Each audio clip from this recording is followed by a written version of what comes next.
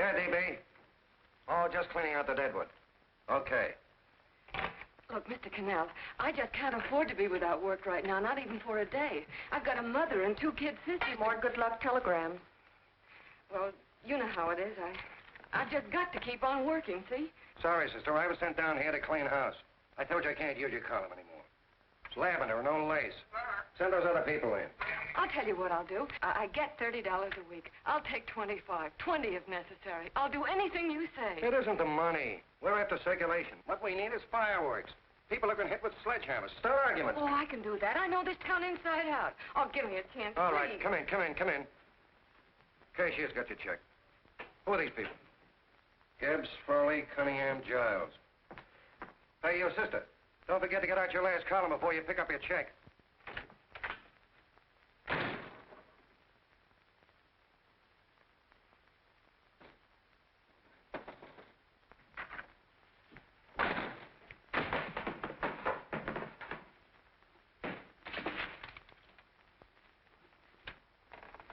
You're a couple of sticks shy in your column, man. Big rich slob like D.B. Norton buys the paper and 40 heads are chopped off. Did you get it, too? Yeah. You too? Oh, Joe. Oh, I'm sorry, darling. Why don't we tear the building down? Before you do, Ann, perhaps you'd better finish this column. Yeah, lavender and old lace. Wait, Joe. Wait. Wants fireworks, huh? Okay.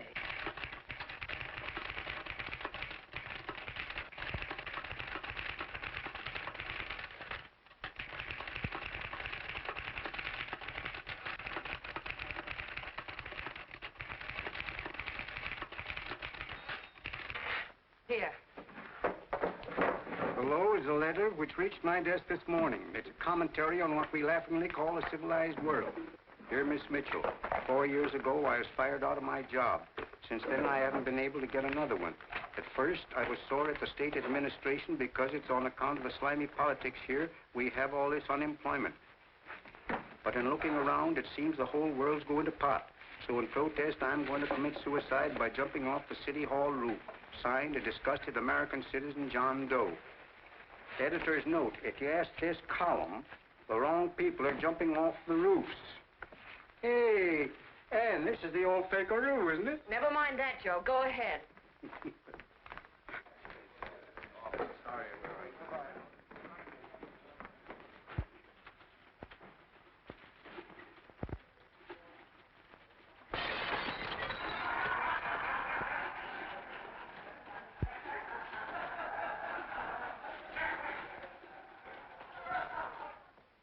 And it's because of the slimy politics that we have all this unemployment here.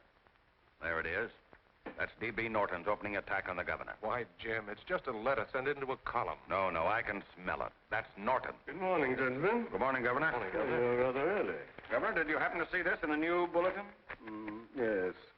I had it served with my breakfast this morning. Jim thinks it's D.B. Norton at work. Of course it is. Oh, come, Jim. That little item, D.B. Norton does things in a much bigger way. This is his opening attack on you, Governor. Take my word for it.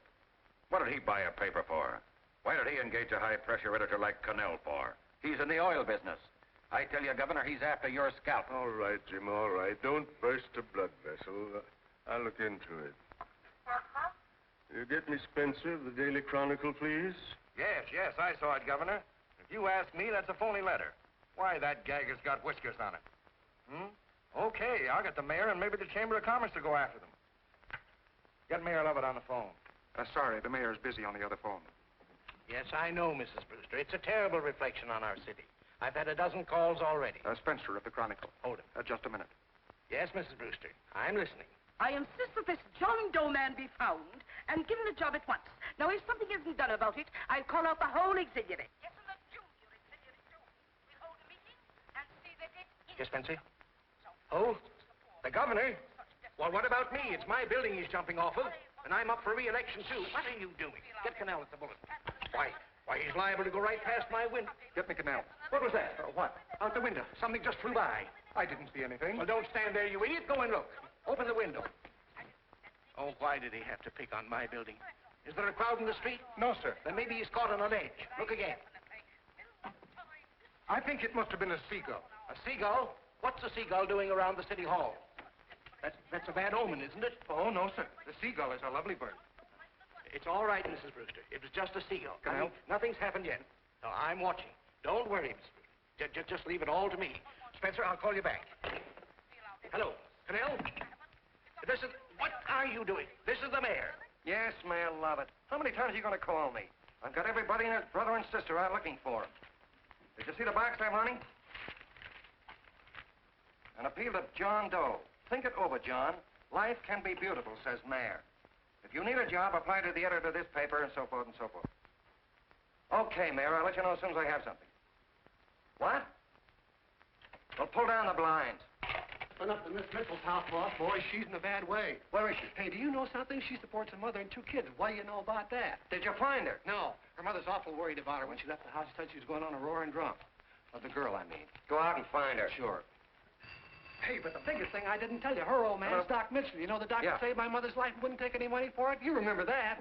Okay, boss, I'll go and look for her. Holy smokes, Commissioner, you've had 24 hours. Okay, Hawkshaw, grab a pencil. Here it is again. About 5'5", brown eyes, light chestnut hair, and as fine a pair of legs as ever walked into this office. Did you want to see me? No. I've had the whole Army and Navy out searching for you because that's a game we play here every day. I remember distinctly being fired. That's right.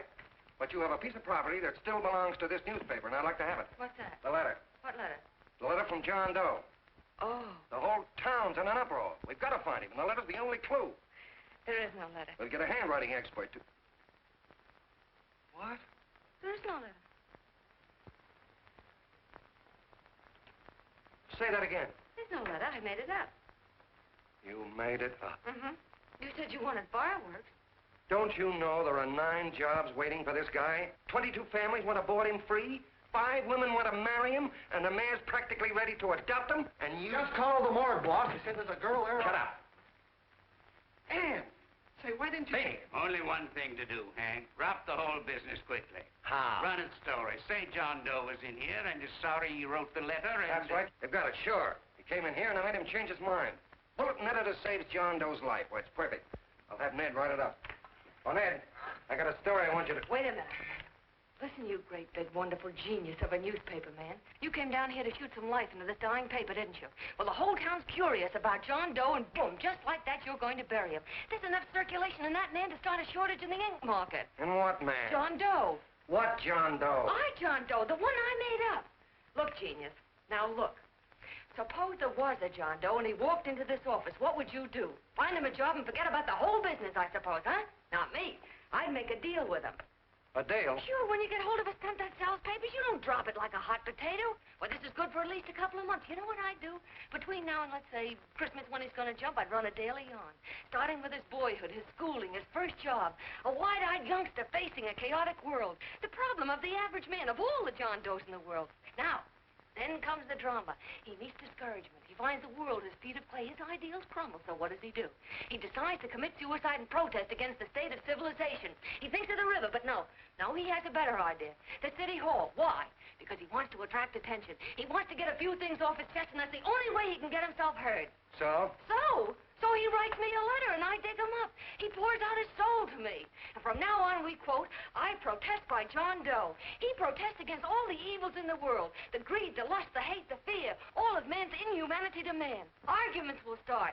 Should he commit suicide or should he not? People will write in pleading with him. But no, sir, John Doe will remain adamant. On Christmas Eve, hot or cold, he goes. See?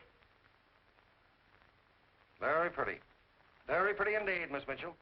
But would you mind telling me who goes on Christmas Eve? John Doe. What John Doe? The one we hire for the job, you lunkhead. Wait a minute. Let me get this through this lame brain of mine. Are you suggesting we go out and hire someone to say he's going to commit suicide on Christmas Eve? Is that it? Well, you're catching on. Who, for instance? Anybody. Beanie'll do. Why, sure. Who, me? Jump off a... Oh, no, any time at Christmas. I'm superstitious.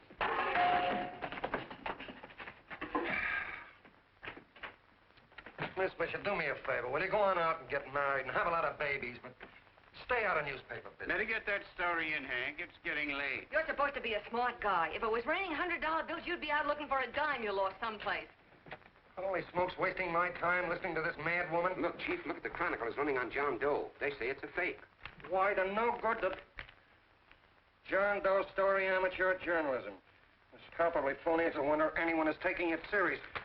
What do you think of those guys? That's fine. That's fine. Now fall right into their laps. Go ahead. Say John Doe walked in and called the whole thing off. You know what that's going to sound like on top of this. That's all, Ned. Thank you. All right. Amateur journalism, huh?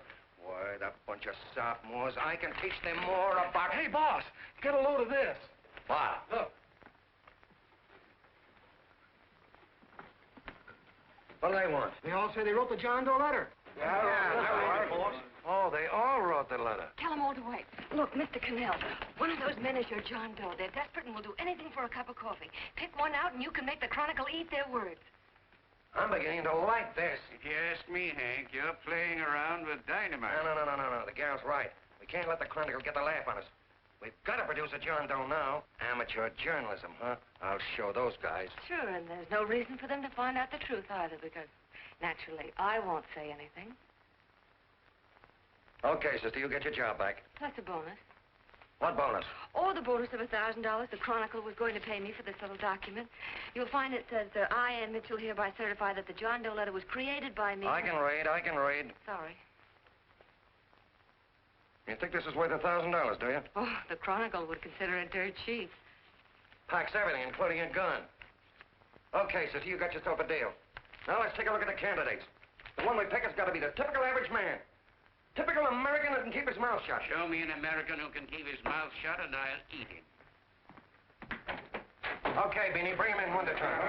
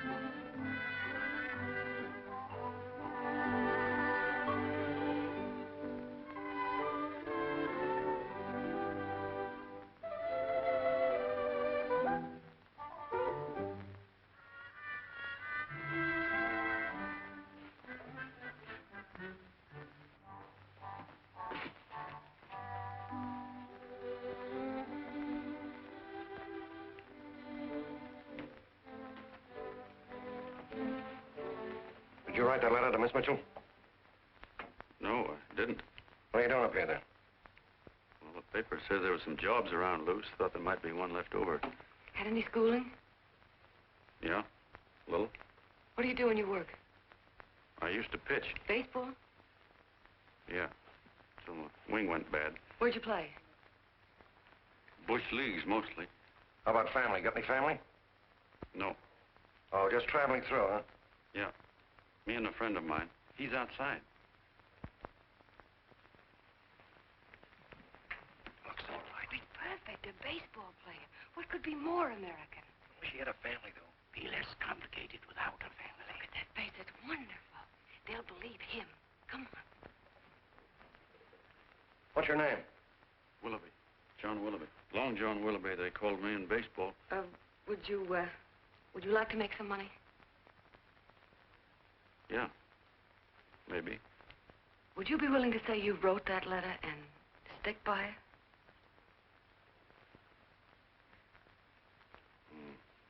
I get the idea. Yeah. Maybe. That's our man. He's made to order. I don't know. He don't seem like the kind of a guy that'd fall in line. When you're desperate for money, you do a lot of things, Mr. Cannell. He's our man, I tell you. He fainted. Get the water, quickly. Hurry up, Pop. Oh. Right here, sit down. You all right? Yeah, I'm all right. How many is that, 6?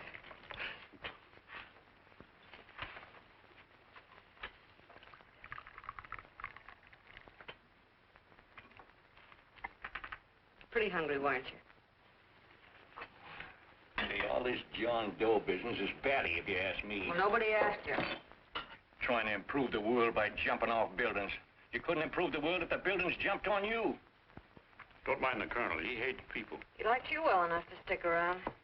Well, that's because we both play doohickeys. I met him in a boxcar a couple of years ago. I was fooling around with my harmonica, and he comes over and joins in. I haven't been able to shake him since.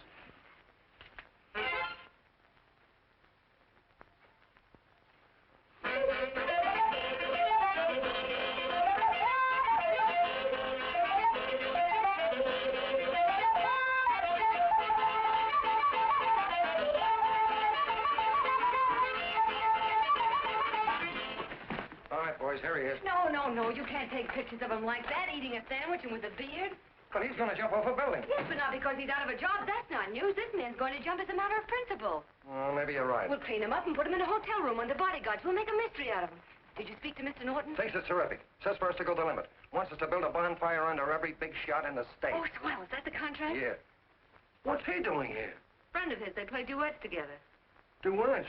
But can we trust him? Oh. I trust him. Oh, you trusted me. Well, that's fine. I suppose he trusts you, too. Oh, stop worrying. He's all right. Okay, but we don't want more than a couple of hundred people in on this thing. Now, the first thing I want is an exact copy of the John Doe letter in your own handwriting. I've got it already. Here. No, that's fine. Now, I want you to sign this agreement. It gives us an exclusive story under your name, day by day, from now until Christmas. On December 26th, you get one railroad ticket out of town. And the bulletin agrees to pay to have your arm fixed. That's what you want, isn't it? Yeah, but it's got to be by Bonesetter Brown. Okay, Bonesetter Brown goes. Here, sign it. Meanwhile, here's $50 spending money. That's fine. Beanie? Yes, boss. Take charge of him. Get him a suite at the Imperial and hire some bodyguards. Yeah, and some new clothes, Beanie. You think we better have him deloused? Yeah. Both of them? Yes, both of them, but don't let them out of your sight. Hey, Beanie, gray suit, huh? Yes. Okay, fellas.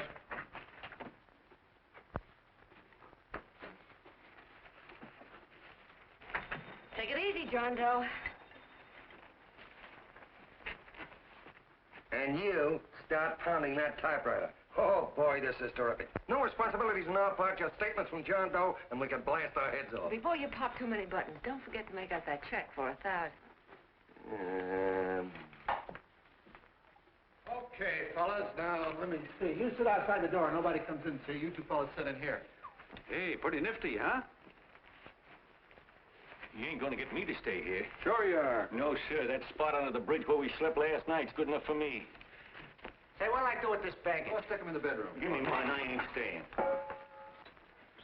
You know, we were headed for the Columbia River country before all this John Doe business came up. You remember that, don't you? Sure, I remember.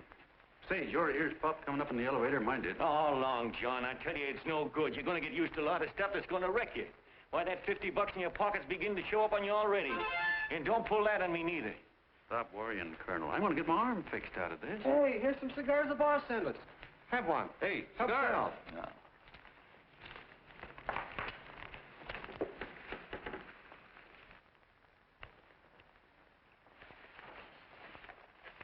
Say, I'll bet you even the major leaguers don't rate an outfit like this. Here, make yourself comfortable.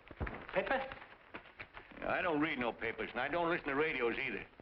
I know the world's been shaped by a drunken barber, and I don't have to read it. I've seen guys like you go under before. Guys that never had a worry.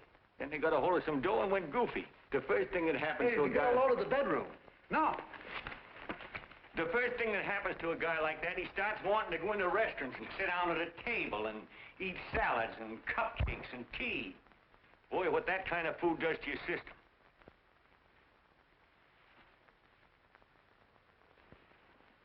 The next thing the dope wants is a room. Yes, sir, a room with steam heat, and curtains and rugs, and before you know it, he's all softened up and he can't sleep unless he has a bed. Hey, stop worrying, Colonel. $50 ain't gonna ruin me. I've seen plenty of fellas start out with $50 and wind up with a bank account. Hey, what's the matter with the bank account, anyway? And let me tell you, Long John, when you become a guy with a bank account, they got you. Yes, sir, they got you. Who's got him? The Helots. Who? Hey, there's the City Hall tower I was supposed to jump off of. It's even higher than this. Who's got him? The Helots. Woo! Hey, wait a minute! You're not supposed to jump on Christmas Eve. Do you want to get me in a jam? If it's going to get you in the jam, we'll do you a favor. I won't jump. And when they got you, you got no more chance than a road rabbit. Hey, who'd you say was going to get him? Hey, is this one of those places where you ring if you want something? Yeah, just use the phone. Boy, I've always wanted to do this. Hey, Doc, look. Look, Doc. Give me that again, will you? Who's going to get him? The Helots. Who are they? Listen, sucker, you ever been broke? Sure, mostly often. All right. You're walking along. Not a nickel in your jeans. You're free as the wind. Nobody bothers you. Hundreds of people pass you by in every line of business. Shoes, hats, automobiles, radios, furniture, everything. And they're all nice, lovable people. And they let you alone. Well, is that right? Then you get a hold of some dough, and what happens? All those nice, sweet, lovable people become Helots. A lot of heels. They begin creeping up on you, trying to sell you something. They get long claws, and they get a stranglehold on you. And you squirm, and you duck, and you holler, and you try to push them away, but you haven't got a chance. They got you. First thing you know, you own things. A car, for instance. Now your whole life is messed up with a lot more stuff. You get license fees, and number plates, and gas, and oil, and taxes, and insurance, and identification cards, and letters, and bills, and flat tires, and dents, and traffic tickets, and motorcycle cops, and courtrooms, and lawyers, and fines, and 1,000,001 other things. And what happens?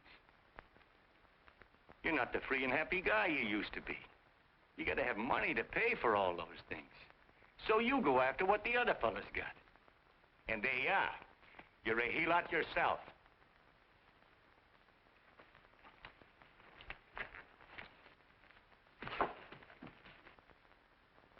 You win, Colonel. Here, take the 50. Go ahead and get rid of it. You bet I will, just as fast as I can. I'm gonna get some canned goods, a fishing rod, and the rest I'm gonna give away. Give away? Hey, get me a pitcher's glove. I got to get some practice. Say, he's giving it away. I'm gonna get me some of that. Hey, come back here, you Helot. For you send up 5 hamburgers with all the trimmings, 5 chocolate ice cream sodas, and 5 pieces of apple pie. No, apple with cheese. Yeah, thanks.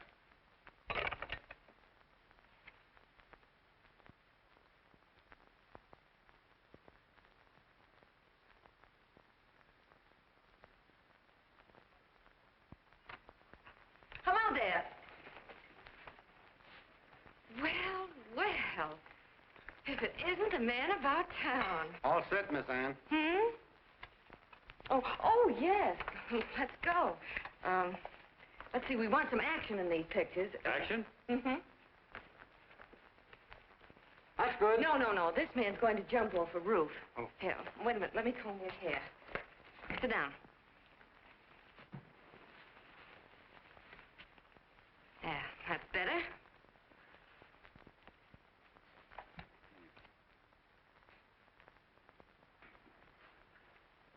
You know, he's got a nice face, hasn't he? Yeah, he's pretty. Sit down, quiet egghead. All right, now a serious expression. Can't. I'm feeling too good. Oh, come on now, this is serious. You're a man disgusted with all of civilization. With all of it? Yes, you're sore at the world. Come on now. Oh, crabby guy, huh? Yeah. No.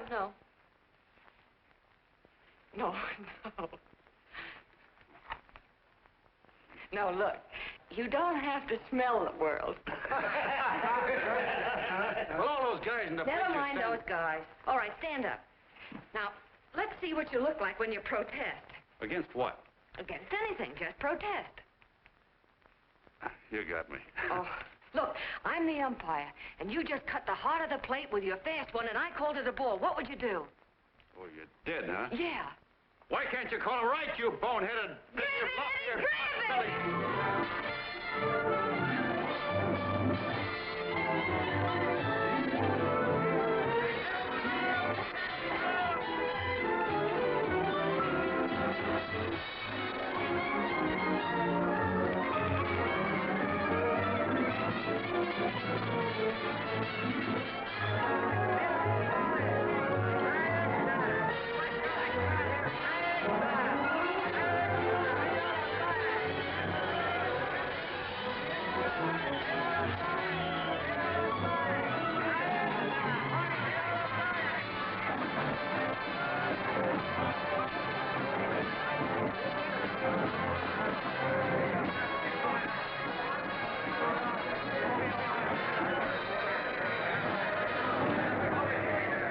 I don't care whose picture they're publishing. I still say that this John Doe person is a myth, and you can quote me on that. And I'm going to insist on his being produced for questioning. You know as well as I do that this whole thing is being engineered by a vicious man with a vicious purpose, Mr. D.B. Norton.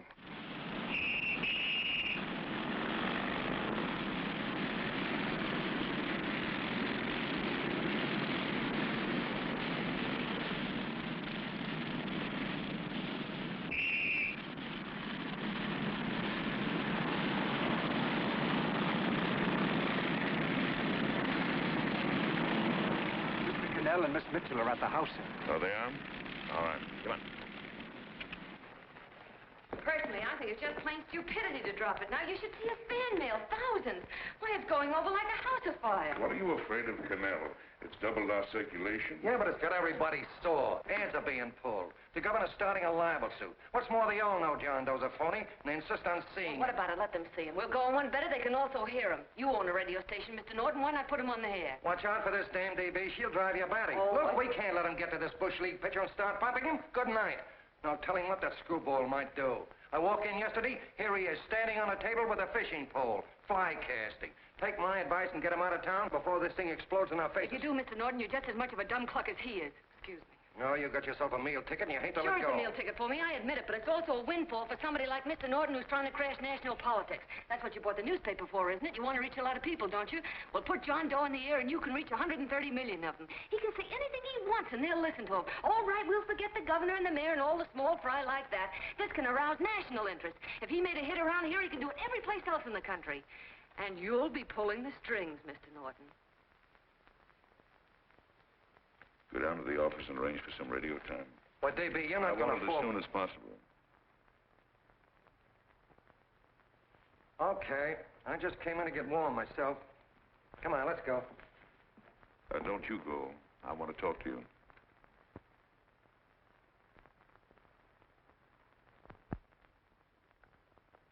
Sit down.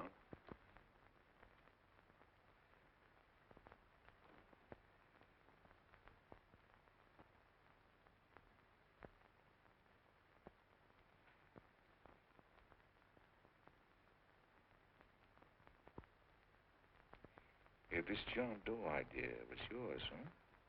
Yes, sir.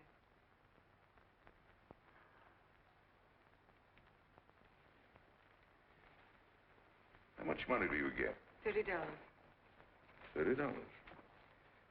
Well, what are you after? I mean, what do you want? A journalistic career? Money.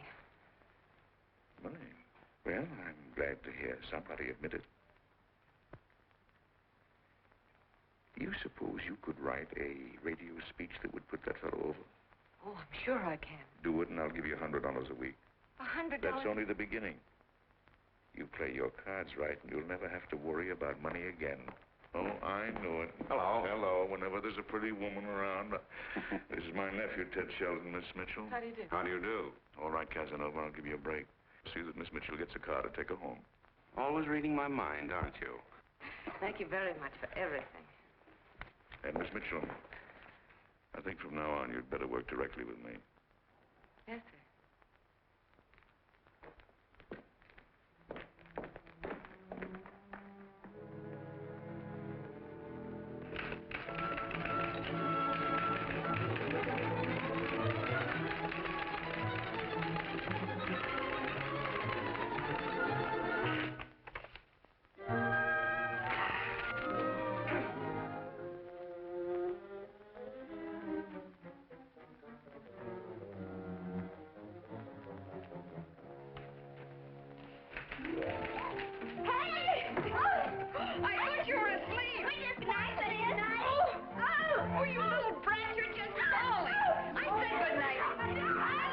Come, children. It's past your bedtime. Come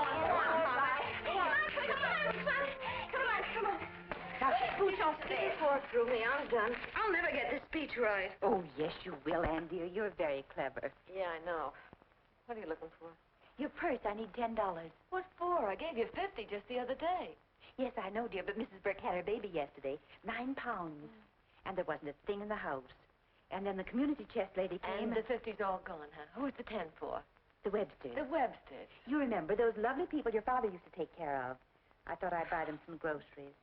Oh, Anne, dear, it's a shame those... You're marvelous, Ma. You're just like Father used to be. Do you realize a couple of weeks ago we didn't have enough to eat ourselves?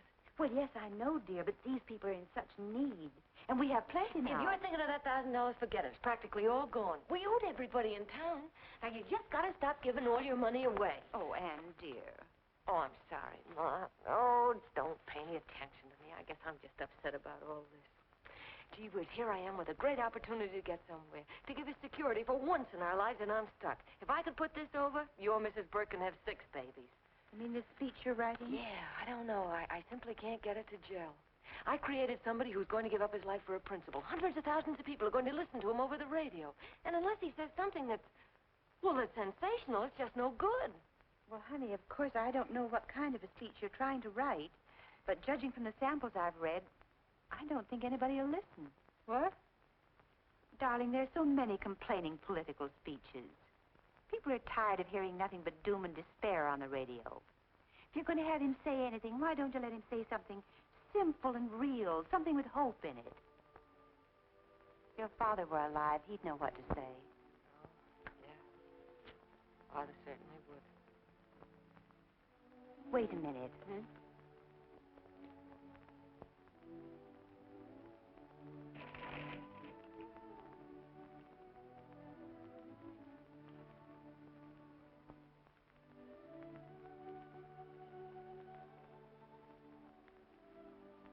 That's your father's diary, Anne. Father's... I never knew he had a diary. There's enough in it for 100 speeches. Things people ought to hear nowadays. You be careful of it, won't you, dear? Always help to keep your father alive for me. You bet I will, Ma. Wait a minute. John Doe don't want to sign no autograph. Well, what does he do all day? What does he do all day? He's writing out his memories. Sorry, lady, you can't see Mr. Doe. He wants to be alone. No, he just sits around all day and commutes with himself.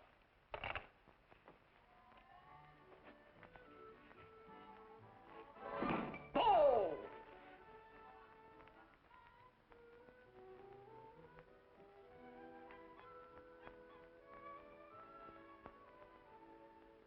I don't know how you're going to stand it around here till after Christmas.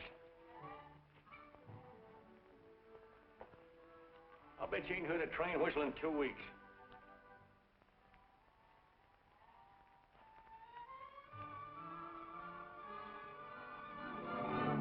Steve, right!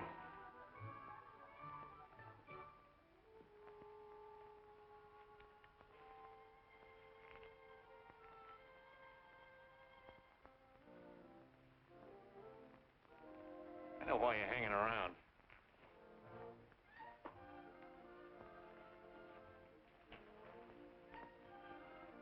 You're stuck on the girl. That's all a guy needs is to get hooked up with a woman.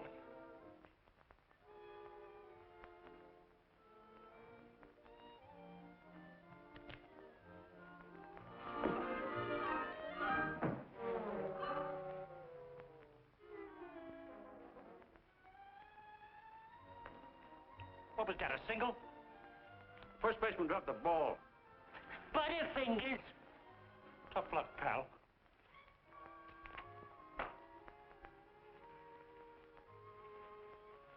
Guy has a woman on his hands. First thing he knows, his life is balled up with a lot more things. Furniture.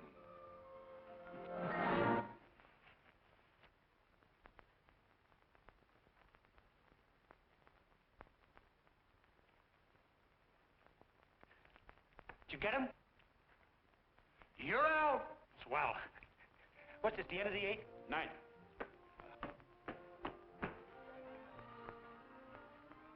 Hey, Beanie, there's a couple of mugs in the Chronicle snooping around out here. Ah! Come on, Angel Face. Gangway. What's the score, Angel Face? 3-2, our favor. Gee, that's great.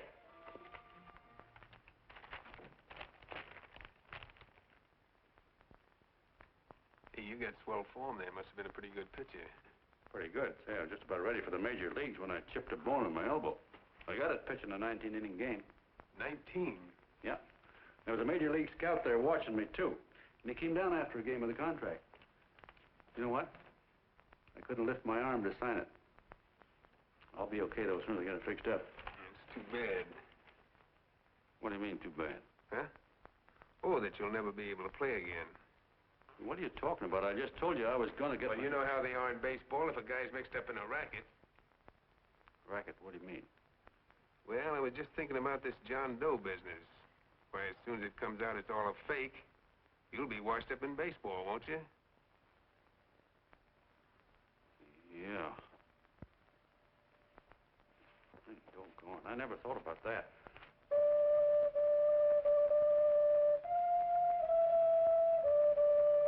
Gosh. And another thing, what about all the kids in the country? The kids that idolize ball players. What are they going to think about you? Yeah. Hey, Colonel. Did you hear that? I gotta figure some way out of this thing. Elevators are still running. I know one way you can do it. How? Well, when you get up there on the radio, all you have to do is to say the whole thing's a frame-up. Make you a hero sure as you're born. Yeah, but how am I going to get my arm fixed? Well, that's a cinch. I know somebody who'll give you $5,000 just to get up on the radio and tell the truth. $5,000? Yeah, $5,000, and he gets it right away. You don't have to wait till Christmas. Look out, Long John. They're closing in on you. Say, who's putting up this dough? Fellow runs the Chronicle. Here's the speech you make, and it's all written out for you. $5,000. Holy mackerel, I can see the helots coming, the whole army of them. It's on the level.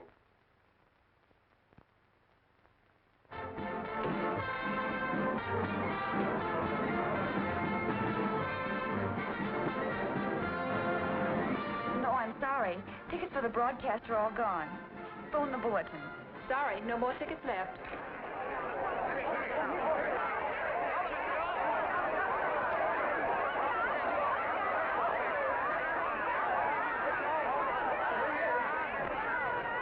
John, all set for the big night? Well. Turn around. One moment. Now stand. Hold it, A big smile, Miss Joe. Okay, Jeannie, that's all. Take him out. Now, look, John, here's the speech. It's in caps and double spaced. You won't have any trouble reading it. Not nervous, are you? No. Of course not. He wouldn't be. Who? John Doe, the one in there. Hey, don't let your knees rattle. It picks up on the mic. Oh, Jeannie, you needn't be nervous, John. All you have to remember is to be sincere. Pick up that phone, Miss Mitchell. It's for you. Okay. Hello? Yes, Mother. Oh, thank you, darling. Oh, there he is, the poor dear man. Oh, good luck to you, Mr. Doe. We want you to know that we're all for you. The girls all decided that you're not to jump off any roof at all. Oh, we'll stop it. You got the speech I gave you? Yeah.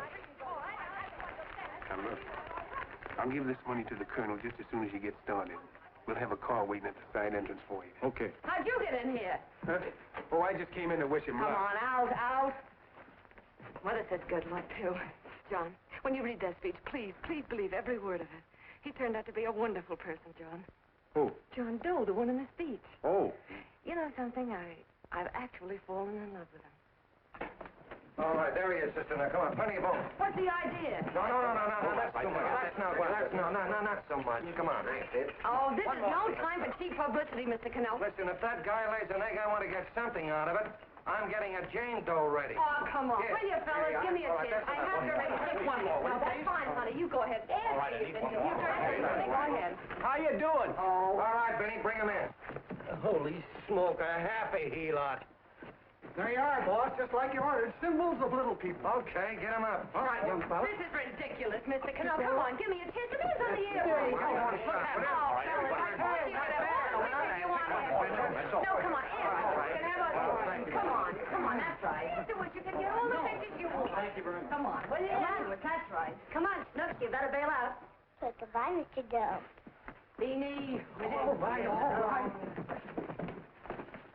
Better get ready. 1 minute to go. Wow, Hey, 1 minute to go. The score is nothing to nothing. Now, please, John, You won't let me down, will you? Will you? Of course you won't. If you'll just think of yourself as the real John Doe. Listen, everything in that speech are things a certain man believed in. He was my father, John. When he talked, people listened. And they listened to you, too.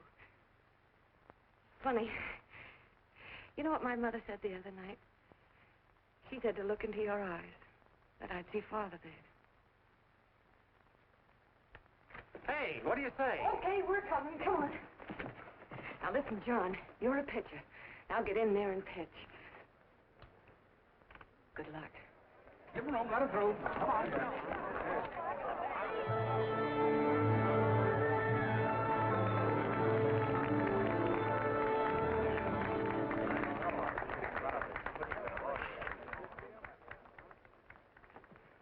Hey, let's get out of here. There's the door right there. Hey, what are you doing here? That's what I'd like to know. Come on, out. Hey, he's a friend of mine. Never mind, let him alone. He's all right. I'll be right over there pulling for you. No, John, over here.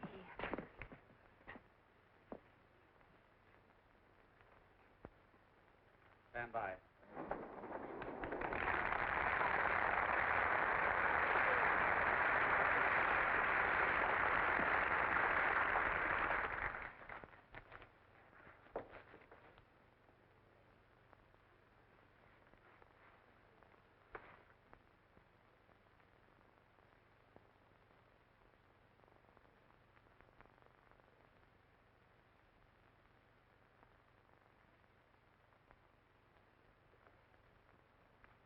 Phone the Chronicle. Tell them to start getting those extras out.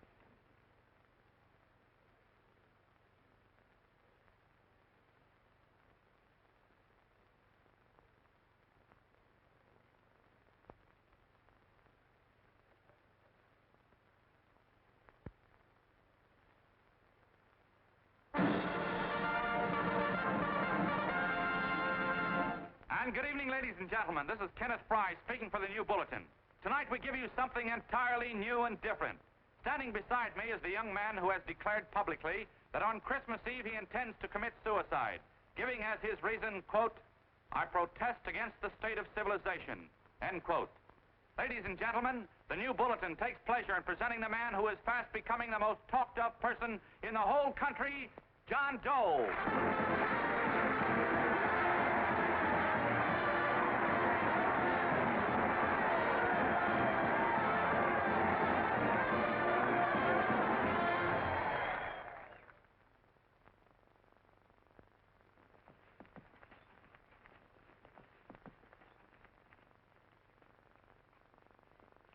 Ladies and gentlemen, I am the man you all know as John Doe. I took that name because it seems to describe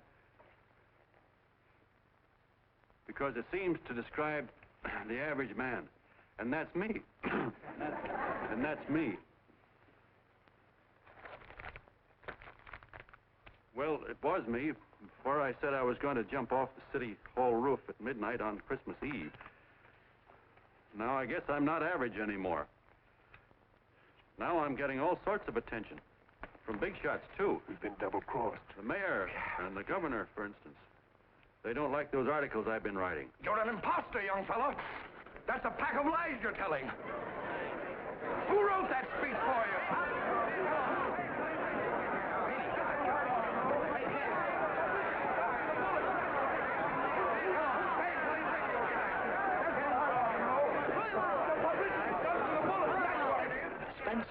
Ladies and gentlemen, the disturbance you just heard was caused by someone in the audience who tried to heckle Mr. Doe. The speech will continue.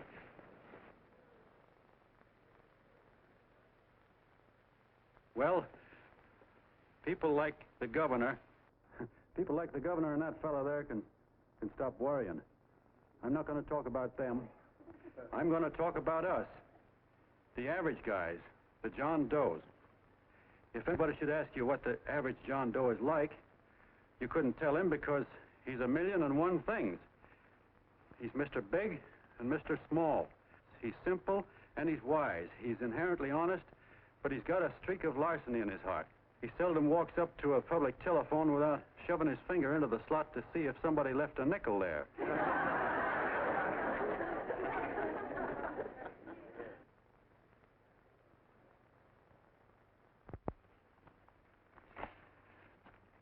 He's the man the ads are written for. He's the feller everybody sells things to.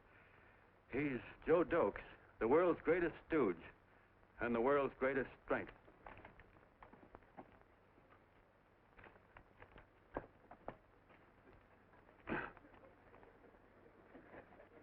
Yes, sir. Yes, sir, we're a great family, the John Does. We are the meek who are supposed to inherit the earth. You'll find us everywhere. We raise the crops, we dig the mines, work the factories, keep the books, fly the planes, and drive the buses. And when a cop yells, "Stand back there, you," he means us, the John Does. Well, what kind of a speech is that? Didn't you read it? We've existed since time began. We built the pyramids. We saw Christ crucified, pulled the oars for Roman emperors, sailed the boats for Columbus, retreated from Moscow with Napoleon, and froze with Washington at Valley Forge. Yes, sir. We've been in there dodging left hooks since before history began to walk. In our struggle for freedom, the canvas many a time, but we always bounce back because we're the people, and we're tough.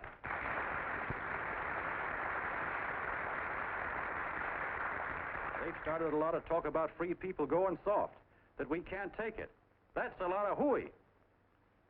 A free people can beat the world at anything, from war to tiddlywinks, if we all pull in the same direction.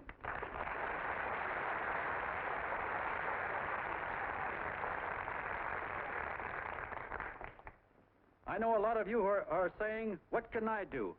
I'm just a little punk. I don't count." Well, you're dead wrong. The little punks have always counted, because in the long run, the character of a country is the sum total of the character of its little punks.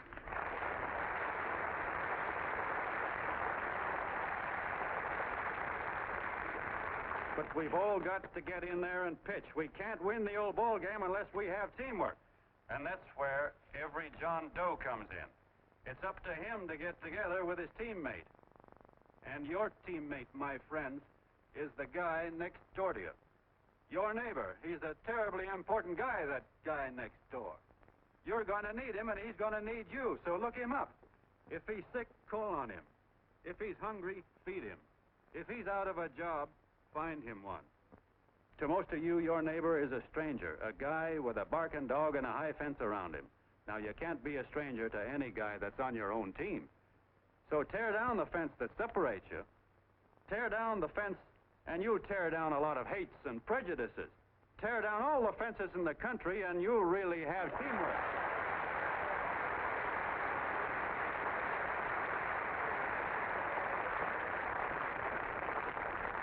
I know a lot of you are saying to yourselves, "He's asking for a miracle to happen. He's expecting people to change all of a sudden."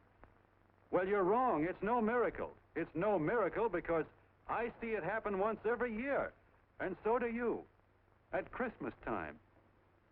There's something swell about the spirit of Christmas, to see what it does to people, all kinds of people. Now, why can't that spirit, that same warm Christmas spirit, last the whole year round? Gosh, if it ever did, if each and every John Doe would make that spirit last 365 days out of the year, we'd develop such a strength, we'd create such a tidal wave of goodwill that no human force could stand against it. Yes, sir, my friends. The meek can only inherit the earth when the John Does start loving their neighbors. You better start right now. Don't wait till the game is called on account of darkness. Wake up, John Doe. You're the hope of the world.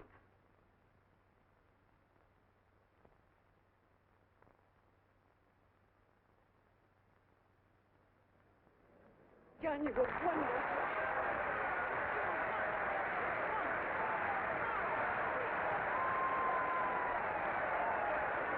Let's get out of here. Now you're talking.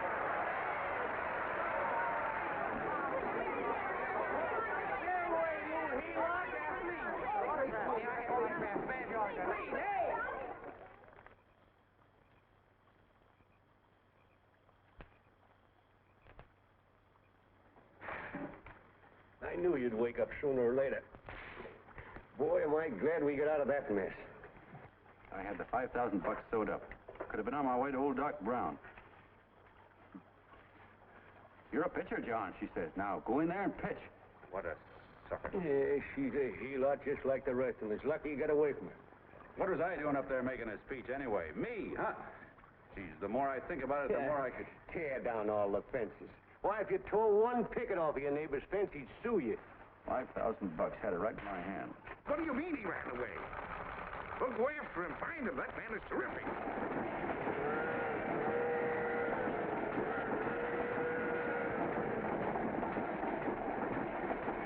Columbia River, here we come.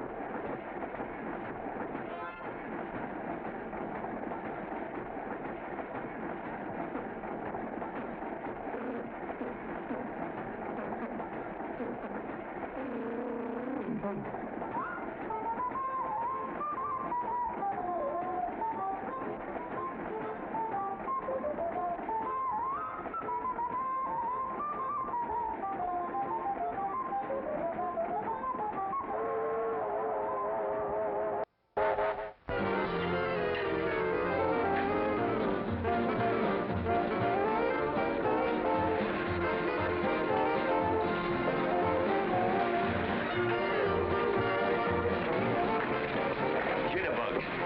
Yeah. Say, how much money we got left? 4 bits. Better make a donuts, huh? Yeah.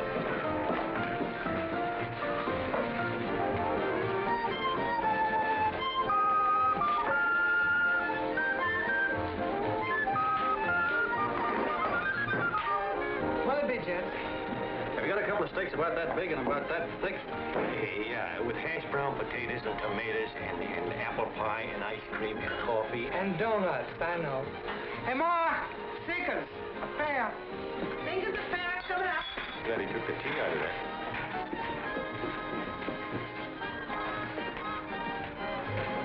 Hey, look. Join the John Doe Club. John Doe Club.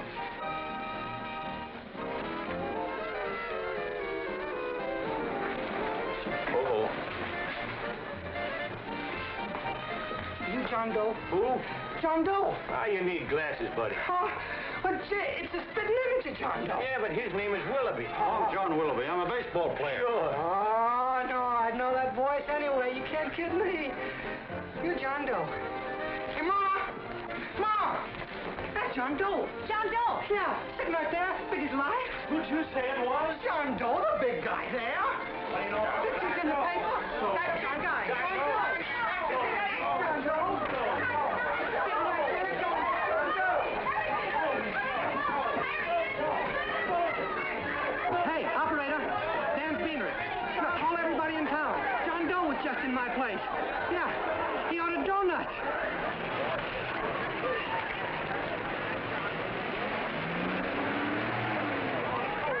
John Doe. Have a seat, John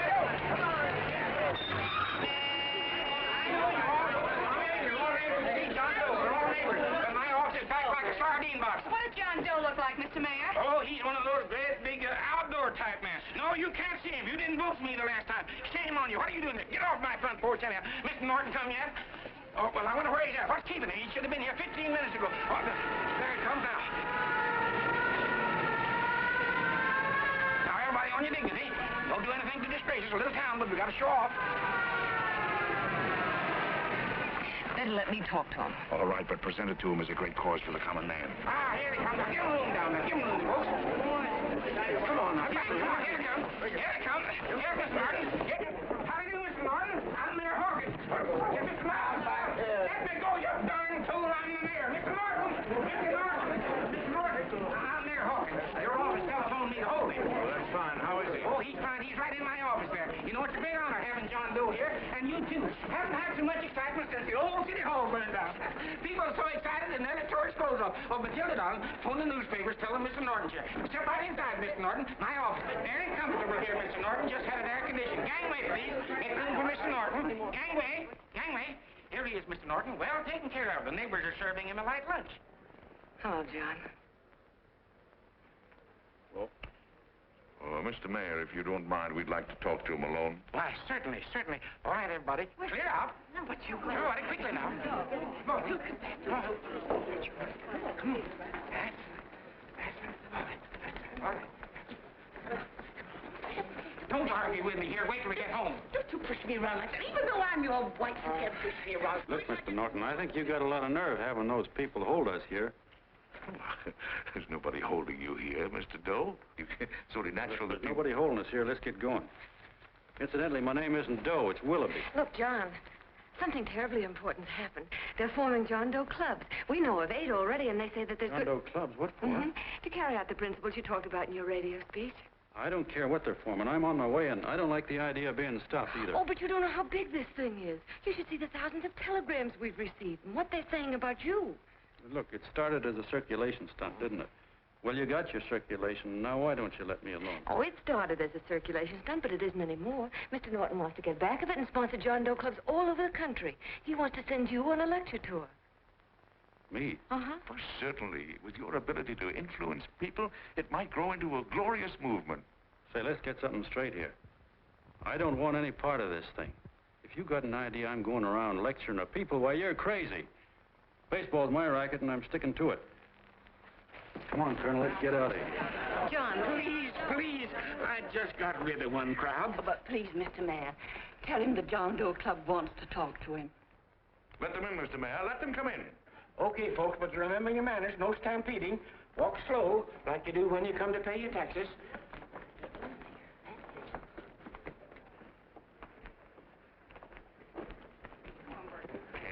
All right, give me a chance. come right in. My name's Bert Hanson, Mr. Doe. I'm the head soda jerker at Schwabacker's drugstore. Well, sir, you see, me and my wife, we heard your broadcast, and we got quite a bang out of it. Especially my wife. Kept me up half the night saying, that man's right, honey. The trouble with the world is nobody gives a hoot about his neighbor. That's why everybody in town's sore and cranky at each other. And I kept saying, well, that's fine, but how's a guy going to go around loving the kind of neighbors we got? Old Sourpuss, for instance. You see, Sourpuss Smithers is a guy lives all alone next door to us. He's a cranky old man and runs a second-hand furniture store. We haven't spoken to him for years. I always figured he was an ornery old gent that hated the world because he was always slamming his garage door and playing the radio so loud he kept half the neighbors up. Well, anyway, the next morning I'm out watering the lawn and I look over and there's Sourpuss on the other side of the hedge straightening out a dent in his fender. And my wife yells to me out the window. She says, go on, speak to him, Bert. And I figured, well, heck, I can't lose anything, so I yelled over to him, good morning, Mr. Smithers. He went right on pounding his fender.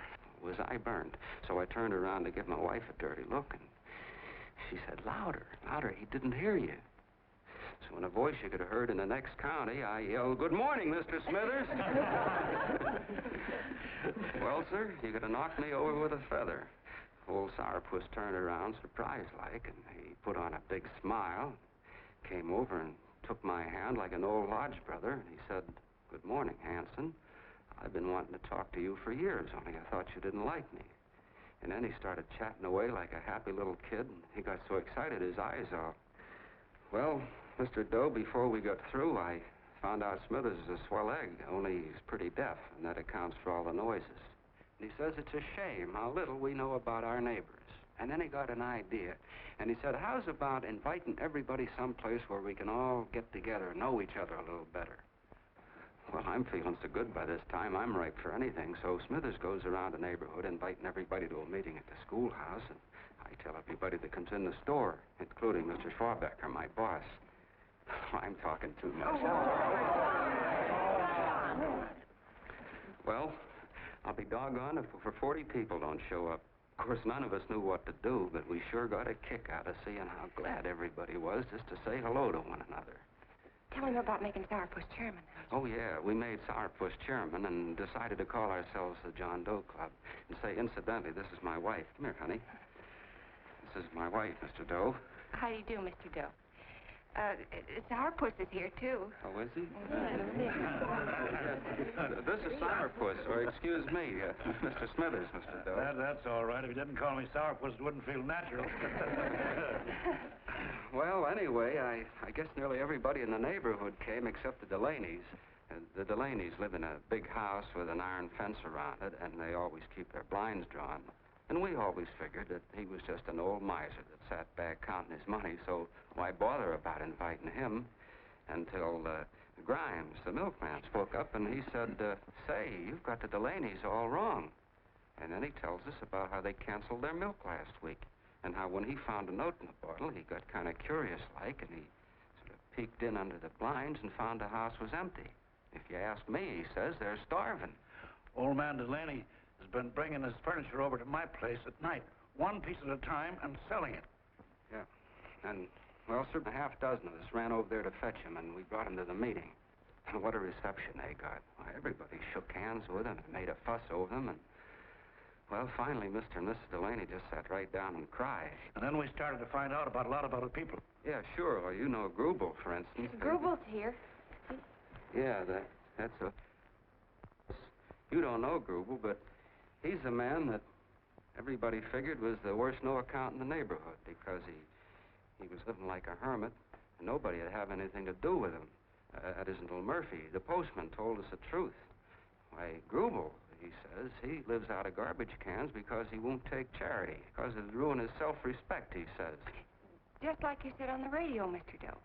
Well, sir, about a dozen families got together and gave Grubel a job watering their lawns. Isn't that wonderful? And then we found jobs for 6 other people, and they've all gone off for leave. Yeah, and my boss, Mr. Schwabecker, made a job in his warehouse for old man Delaney. And he gave you that $5 raise. Yeah, wasn't that swell? Why, Bert, I feel slighted. I'd like to join, but nobody asked me. I'm sorry, Mayor, but we voted that no politician could join. Just the John Does of the neighborhood, because you know how politicians are. Well, the reason we wanted to tell you this, Mr. Doe, was just to give you an idea of what you've started. And from where I'm sitting, I don't see any sense in you jumping off any building. No. Well, thank you for listening. Goodbye, Mr. Doe. You're a wonderful man. And it strikes me you can be mighty useful walking around for a while. Say goodbye, Mr. Doe. Goodbye, Mr. Doe.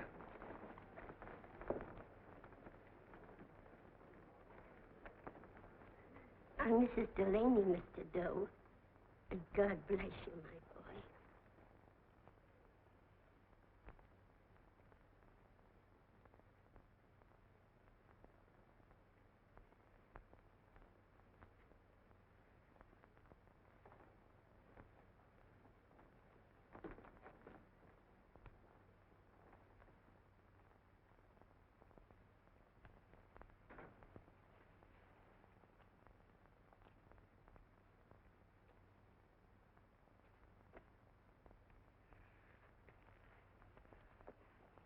Gee whiz, I'm all mixed up.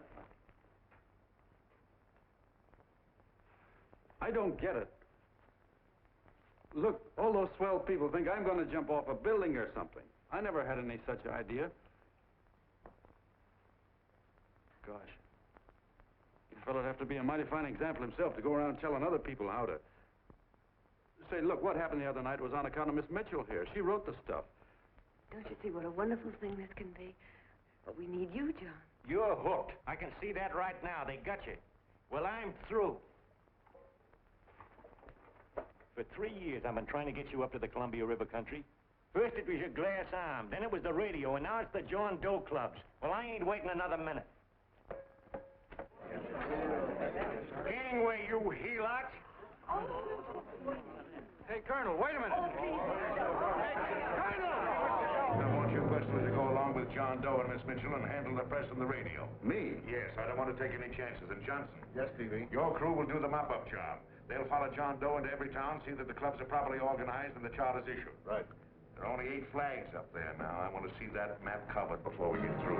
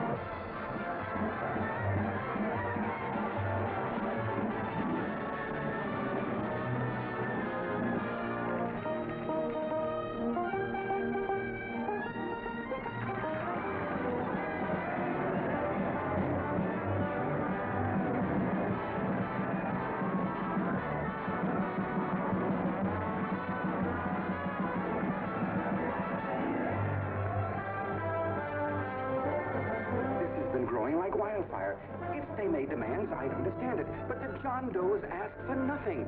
People are going off relief. If this keeps up, I'll be out of a job. As soon as it gets strong enough, we'll find out what John Doe wants. 30 every Thursday. 60 at 60. Who knows what? I'm sorry, boss. They just won't let anybody talk politics to them. It's crazy. We've got to get to them. They represent millions of voters.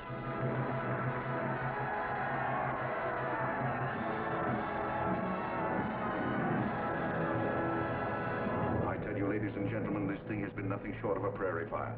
We've received so many applications for charters to the John Doe clubs, we haven't been able to take care of them. I'd hate to have that many pins stuck in me. This John Doe convention is a natural. It's going to put our city on the map.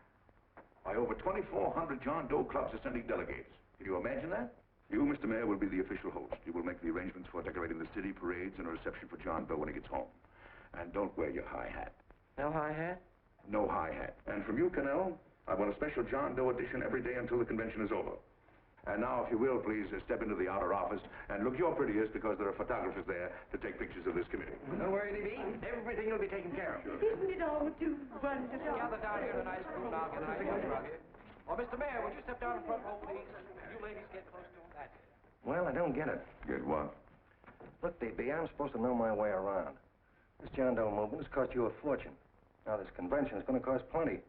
Well? Well, I'm stuck with 2 and 2, and I'm a sucker if I can make 4 out of it. Where do you come in? I'll have the satisfaction of knowing that my money has been spent for a worthy cause.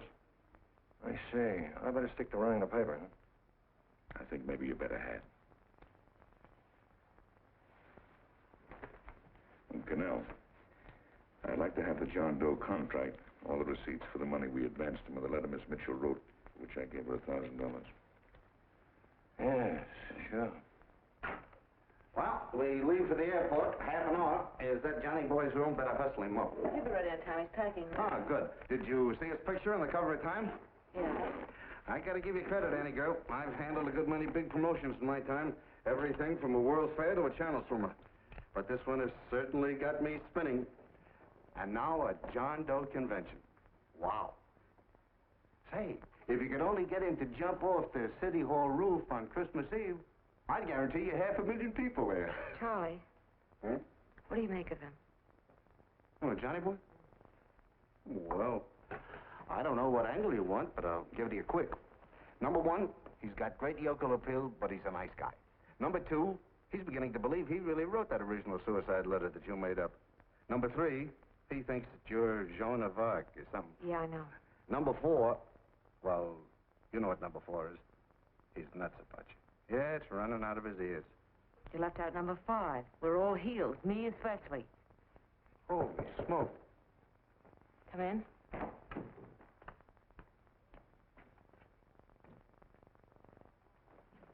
More pack. Good. I'll go and get Beanie Boy. Okay, Charlie boy.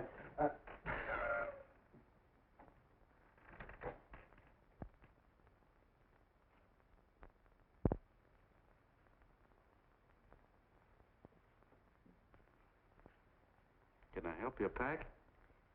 No, thank you.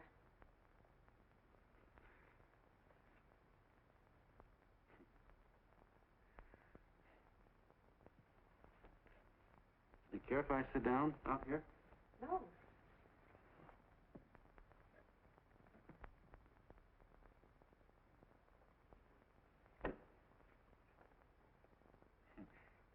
You know, I had a crazy dream last night. It was about you. About me? Sure was crazy. I dreamt I was your father.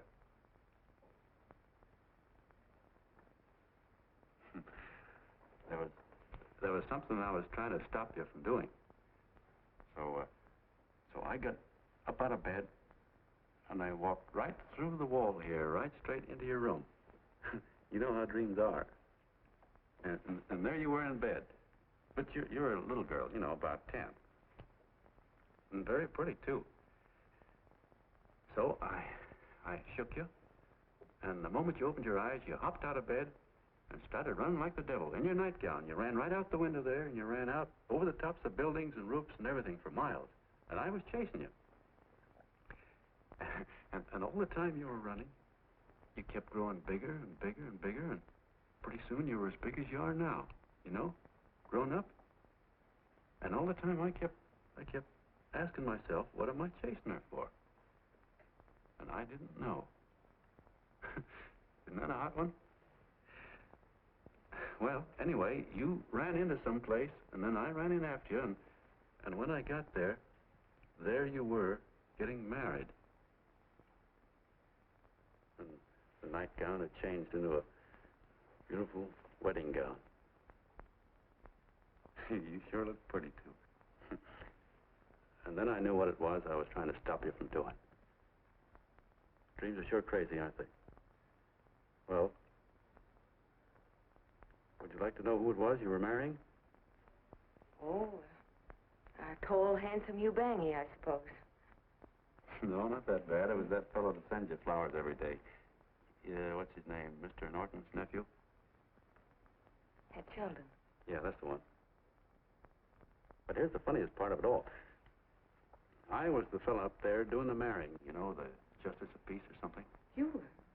I thought you were chasing me. Well, yes, I was, but I was your father then, see? But the real me, John Doe, or that is, Long John Willoughby, I was the fellow up there with the book. You know what I mean? I guess so. Then what happened?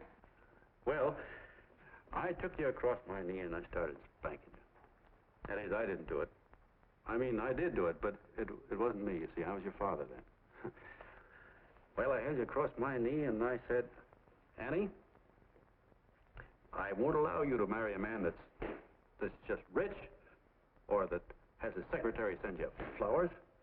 The man you marry has got to swim rivers for you. He's got to climb high mountains for you. He's got to slay dragons for you. He's got to perform wonderful deeds for you. Yes, sir. And all the time, the guy up there, you know, with the book, me, just stood there nodding his head. He said, go to it, Pop. Whack her one from me, because that's just the way I feel about it, too. So he said, come on down here and whack her yourself. So I came down, and I whacked you a good one, see? And he whacked you. And I whacked you another one, and we both started whacking you like... Well, if you're through whacking her, come on, let's get going. Okay, fellas, right in here. You go out the side entrance. There's a bunch of autograph seekers out front. We'll be down with the bags in a minute. Come on, don't make a government project out of this. Hi, Benny. When's our plane take off again? Couple of minutes. How many people do you think we've talked to already? Outside the radio, I mean. Oh, I don't know. About 300,000. 300,000. What makes them do it, Ann? What makes them come and listen and get up their John Doe clubs the way they do? I've been trying to figure it out. Look, John, what we're handing them are platitudes. Things they've heard a million times. Love thy neighbor, clouds have silver linings, turn the other cheek. It's just as... Yeah, I heard them a million times, too, but... there you are. Maybe they're like me, just beginning to get an idea what those things mean. Yeah, I never thought much about people before. They were always just somebody to fill up the bleachers. And the only time I worried about them is when they didn't come in to see me pitch. You know, lately I've been watching them when I talk to them. I could see something in their faces. I could feel that they were hungry for something. You know what I mean? Maybe that's why they came. Maybe they're just lonely and wanted somebody to say hello to. I know how they feel. I've been lonely and hungry for something practically all my life.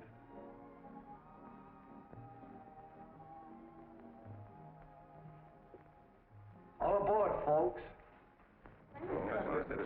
Yeah, that's true. Oh, somebody else sitting here? No, that's your seat. And this is your coat. Mine? A little token of appreciation.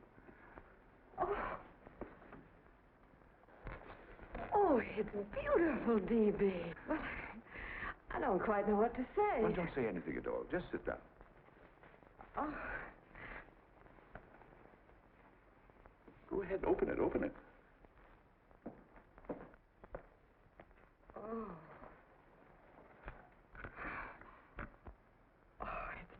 lovely. And a new contract goes with it. Well, come on, Springer. You've got something on your mind. Must be stupendous. You know, that's what I like about it. Right to the point. Like that. All right, Practical Annie. Here it is. Tomorrow night, before a crowd of 15,000 people and talking over a nationwide radio hookup, John Doe will announce the formation of a third party. A third party? Yes, the John Doe Party. Devoted entirely to the interests of all the John Does all over the country, which practically means 90% of the voters. He will also announce the third party's candidate for the presidency. A man whom he personally recommends. A great humanitarian. The best friend the John Does have. Mr. D.B. Norton. Yes.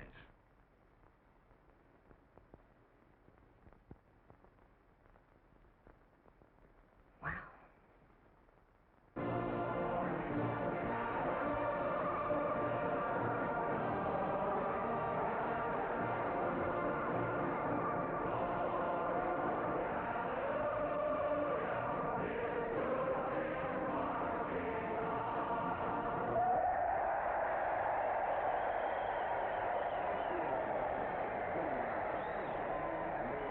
And although the opening of the convention is hours off, the delegates are already pouring into the ballpark by the droves, with lunch baskets, banners, and petitions asking John Doe not to jump off any roof. No matter how you look at it, it's still a phenomenal movement. These John Does, or the hoi polloi, as you've heard people call them, have been laughed at and ridiculed, but here they are, gay and happy, having traveled thousands of miles, their expenses paid by their neighbors, to come here to pay homage to their hero, John Doe. And in these days of wars and bombings, it's a hopeful sign that a simple idea like this can sweep the country. An idea based on friendliness, on giving and not taking, on helping your neighbor and asking nothing in return. And if a thing like this can happen, don't let any of your grumbling friends tell you that humanity is falling apart. This is John B. Hughes, signing off now and returning you to our main studio until 9 o'clock, when the convention will officially open. Oh, John, come in. Say, I'm kind of... It's raining out a little. That's all right. It's good to see you. Sit down. Thanks.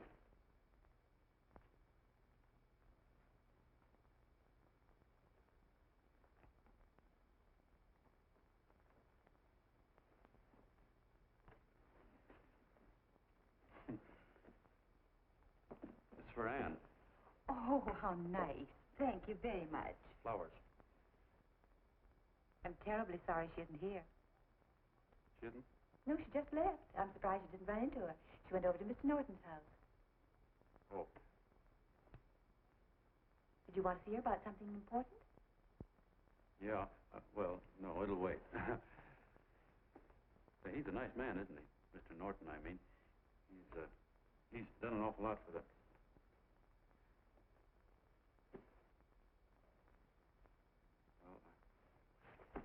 Say, my coat's pretty wet. I'm afraid I might have wet the couch a little.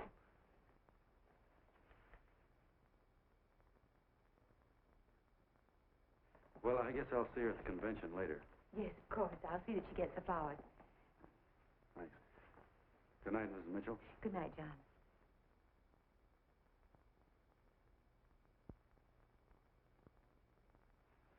Say, Miss Mitchell, I'm kind of glad Anne isn't here. See, I came over here hoping to see her alone, and kind of hoping I wouldn't, too, you know what I mean?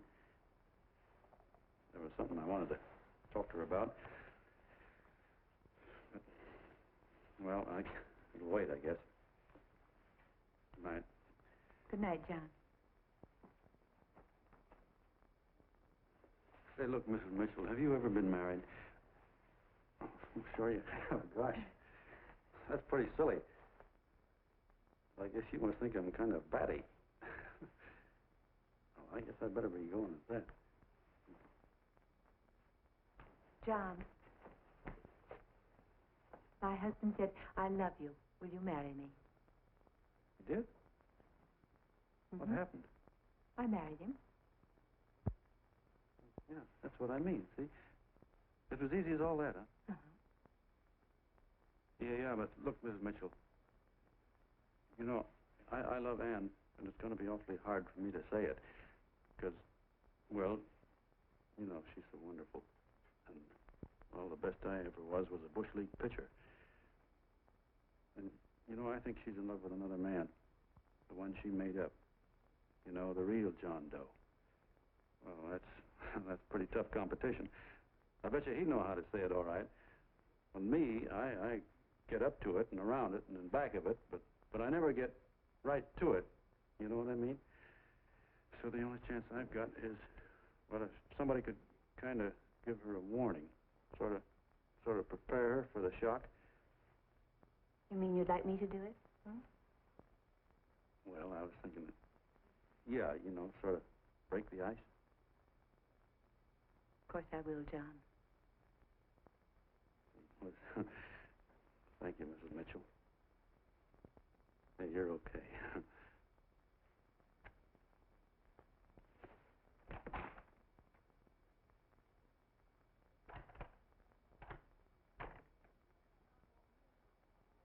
This John Doe meeting is going to be one of the biggest things that ever happened. Why, they're coming from all over. Trains, boxcars, wagons. Look out! Hello, bodyguard. Hey, had your dinner yet? Not yet. Oh, that's all right. Look, no, go ahead and have your dinner. Wait a minute, John.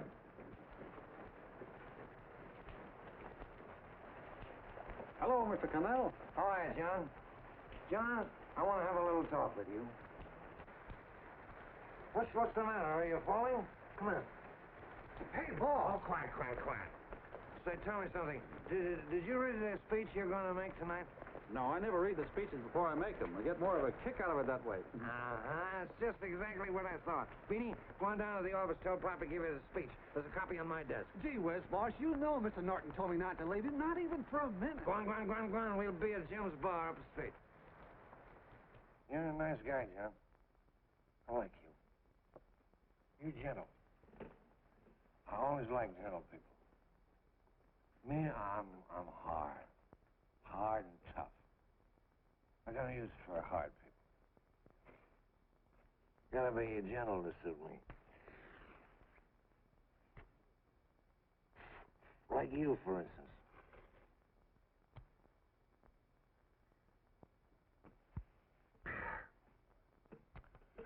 Yep, I'm hard. But you wanna know something? I've got a weakness. I guess that, would you? I have. Want to know this? Star-Spangled Banner. Screw you. Well, maybe it is, but play the Star-Spangled Banner.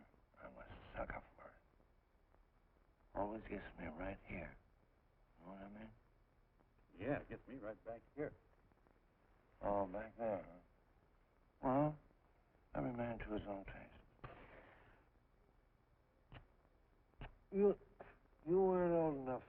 You weren't old enough for the World War, were you, Jim? No, of course not. Oh, you must have been just kidding. I was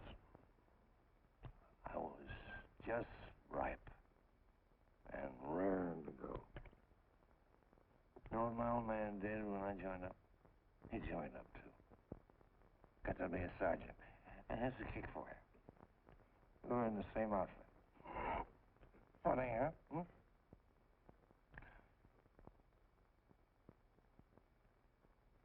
He was killed, John.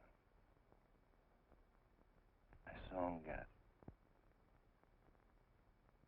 I was right there, and I saw it with my own eyes.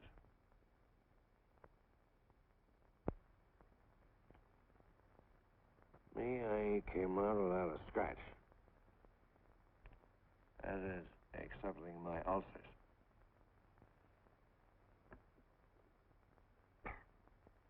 We should be drinking milk, you know. This stuff is poison. Hey, Tubby. Yes, Mr. Connell? What do you say, huh? All right. Yep, I'm a sucker for this country. I'm a sucker for the Star-Spangled Banner, and I'm a sucker for this country. I like what we got here. I like it. A guy can say what he wants and do what he wants without having a bayonet shoved through his belly. And that's all right. You betcha.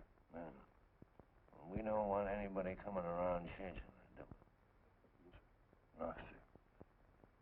When they do, I get mad. I get boiling mad. Right now, John, I'm sizzling. I get mad for a lot of other guys besides myself. I get mad for a guy named Washington, and a guy named Jefferson, and Lincoln. Lighthouses, John. Lighthouses in a foggy world.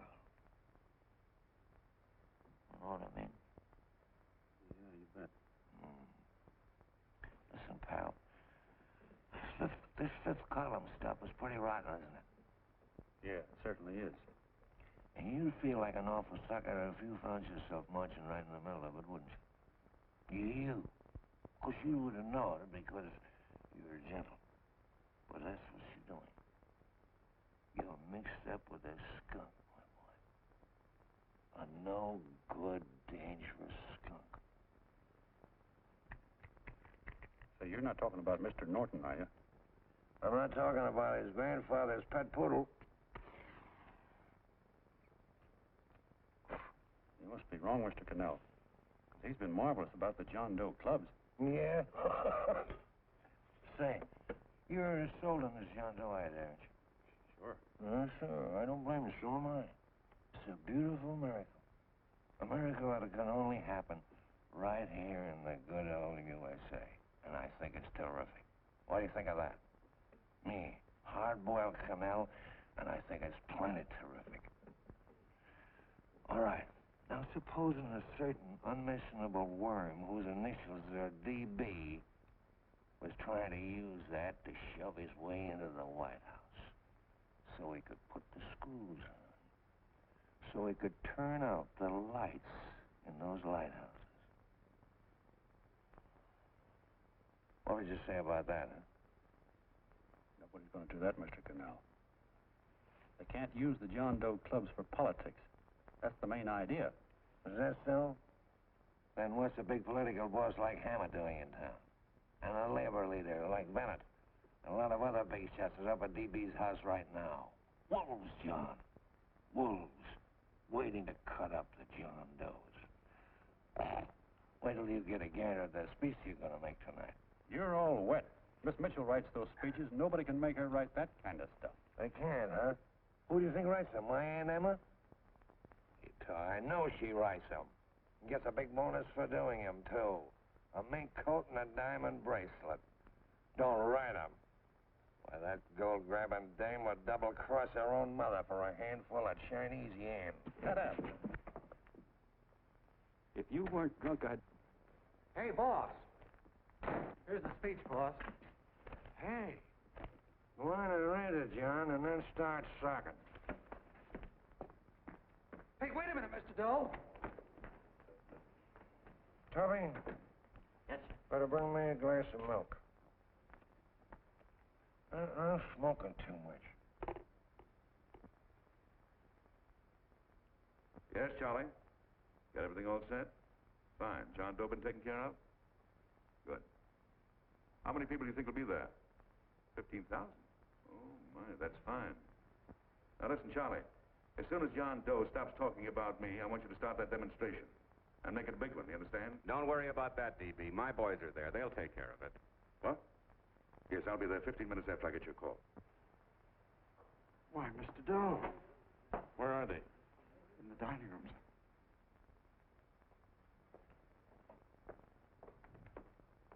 Now, gentlemen, I think we're about ready to throw that great big bombshell. Yeah, well, it's about time. Even a conservative estimate shows that we can count on anywhere between 10 and 20 million John Doe votes. Add to that the labor vote that Mr. Bennett will throw in, the votes controlled by Mr. Hammett and the rest of you gentlemen in your own territories, and nothing can stop us. As I said before, I'm with you, providing you can guarantee the John Doe vote. Don't worry about that. You can count on me on one condition. Little Bennett's got to be taken care of. Didn't I tell you that everybody in this room would be taken care of? My agreement with you gentlemen stands. I'm with you, DB, but I still think it's a very daring thing we're attempting.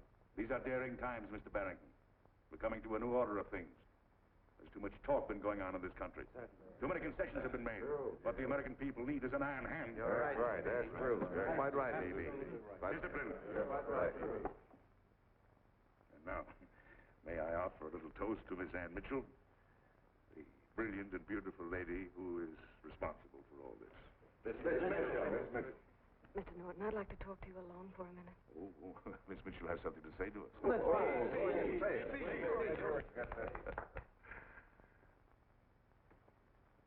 Hello.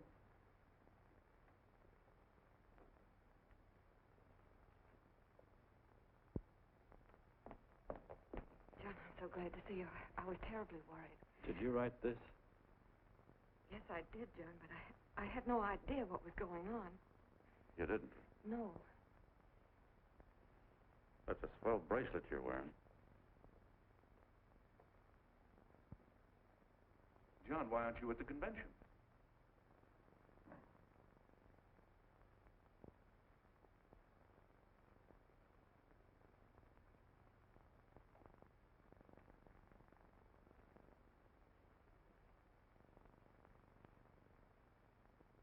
Is there anything wrong?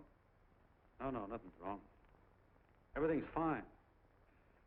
So there's going to be a new order of things, huh? Everybody's going to cut himself a nice fat slice of the John Does, eh?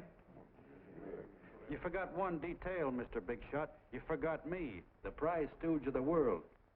Why, if you or anybody else thinks he's going to use the John Doe clubs for his own rotten purpose, he's going to have to do it over my dead body. Oh, hold on a minute, young man. Hold on. That's rather big talk. I started the John Doe clubs with my money. And I'll decide whether or not they're being properly used. No, you won't. You're through deciding anything. And what's more, I'm going down to that convention, and I'm going to tell those people exactly what you and all your fine feathered friends here are trying to cook up for them. And I'm going to say it in my own words this time. Stop it, baby. You ruined us, TV. Wait a minute, fella. My uncle wants to talk to you. Listen to me, my son. Before you lose your head completely, may I remind you that I picked you up out of the gutter and I can throw you right back there again? You've got a nerve accusing people of things. These gentlemen and I know what's best for the John Does of America, regardless of what tramps like you think. Get off that righteous horse of yours and come to your senses. You're the fake. We believe in what we're doing. You're the one that was paid the 30 pieces of silver. Have you forgotten that? Well, I haven't. You're a fake John Doe, and I can prove it. You're the big hero that's supposed to jump off tall buildings and things. Do you remember? What do you suppose your precious John Does will say when they find out that you never had any intention of doing it, that you were being paid to say so? You're lucky they didn't run you out of the country. With the newspapers and the radio stations that these gentlemen control, we can kill the John Doe movement deader than a doornail. We'll do it, too, the moment you step out of line. Now, if you still want to go to that convention and shoot your trap off, you go ahead and do it.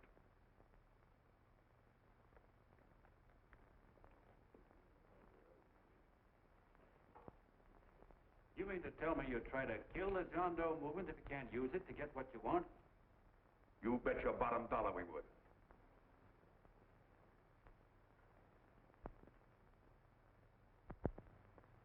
Well, that certainly is a new low. I guess I've seen everything now. You sit there back of your big cigars and think of deliberately killing an idea that's made millions of people a little bit happier. An idea that's brought thousands of them here from all over the country, by bus and by freight and jalopies and on foot, so they could pass on to each other their own simple little experiences. Why, look, I'm just a mug and I know it, but I'm beginning to understand a lot of things. Why, your type's as old as history. If you can't lay your dirty fingers on a decent idea and twist it and squeeze it and stuff it into your own pocket, you slap it down. Like dogs, if you can't eat something, you bury it. Why, this is the one worthwhile thing that's come along.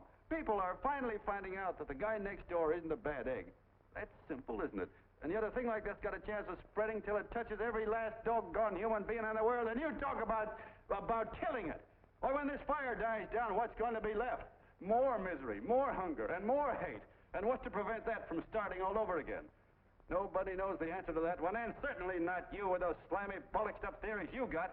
The John Doe idea may be the answer, though. It may be the one thing capable of saving this cockeyed world. Yet you sit back there on your fat hulks and tell me you'll kill it if you can't use it. Well, you go ahead and try. You couldn't do it in a million years with all your radio stations and all your power. Because it's bigger than whether I'm a fake. It's bigger than your ambitions, and it's bigger than all the bracelets and fur coats in the world. You bet it is, John. And that's exactly what I'm going down there to tell those people.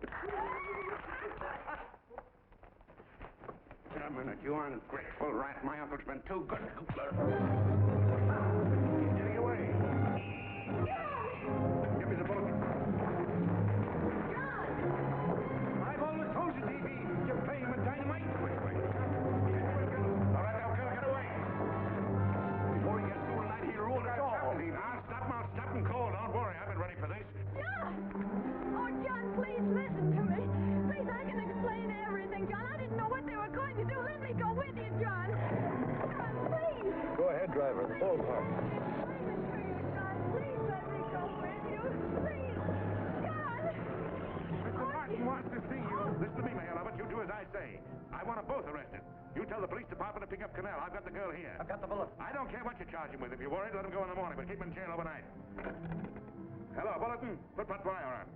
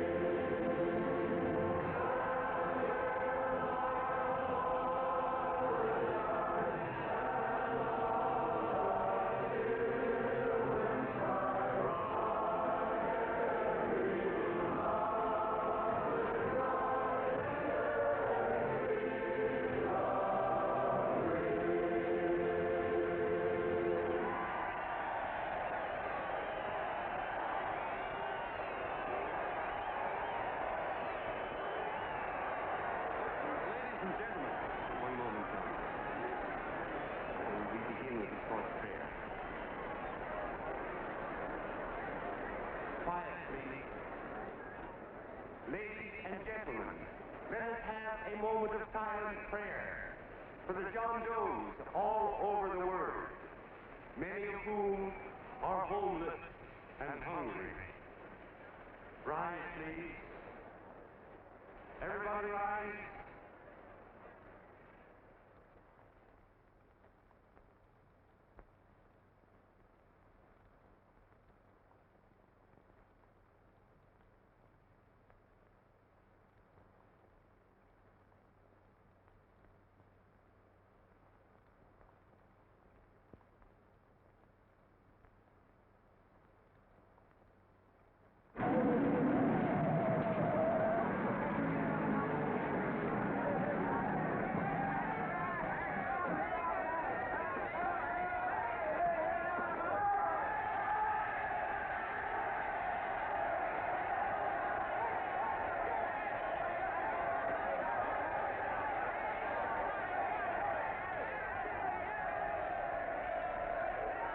Newsboys. Hundreds of yelling newsboys are swarming into the park like locusts. They're yelling John Doe's a fake.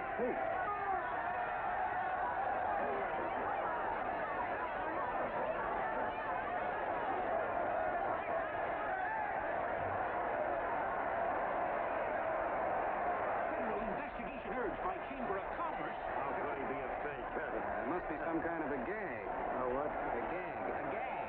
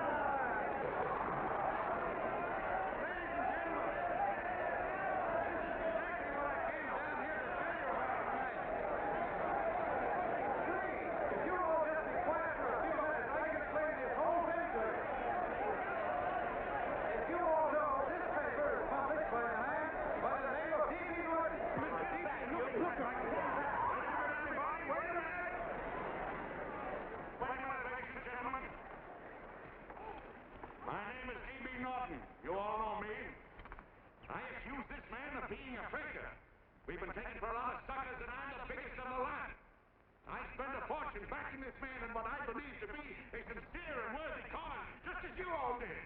And now I find out it's nothing but a cheap racket cooked up by him and two of my employees for the sole purpose of collecting dues from John Does all over the country. That's a lie. Not a lie. Nickels and dimes to stuff into their own pockets. You can read all about it in the newspapers there. That's a lie. Listen, This man had no intention of jumping off the top of a building. He was paid to say so. Do you deny that? That's got nothing to do with it. Were you paid for it or weren't you? Yes, I was paid, but there And what about the suicide note? You didn't write that either. What difference Did you write it or didn't you?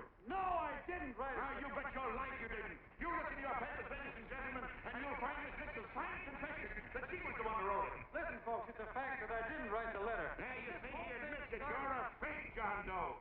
For what you have done to all these good people, they ought to run you out of the country. And I hope they do it.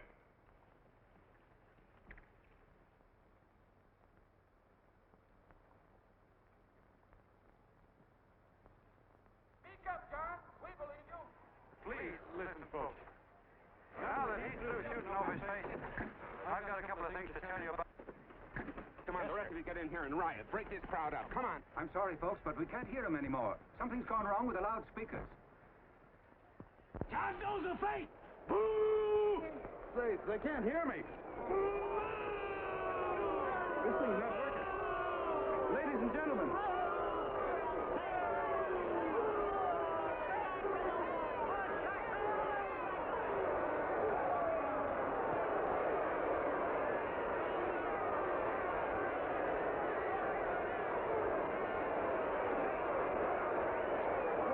This thing's bigger than whether I'm a fake. Look, Bert, you believe me, don't you? Sure, I believe you. Walking my legs off, digging up 5,000 signatures for a phony. Well, there you are, Mr. Doe. 5,000 names asking you not to jump off any roof. It makes no difference, Bert. The idea's still good. We don't have to give up our club. Yeah, well, you can have it. They're starting to throw things. Somebody's going to get hurt. I'm afraid it'll be John Doe. Listen to that mob. I'm gonna go to him. All right, lady. Hey, let go. Let me go. I want to go to him. Oh, please. Please let me go. They're crucifying him. I can help him. Sorry, sister. We got orders to hold. Oh, it's removed. Can't you see it's a framer? And oh, why do they won't let me go? They won't let me go. Listen, folks. You gotta listen to me, everybody. That's because I'm younger, you hobo. Just another racket. Stick to your club. We've been fed baloney so long, we're getting used to it.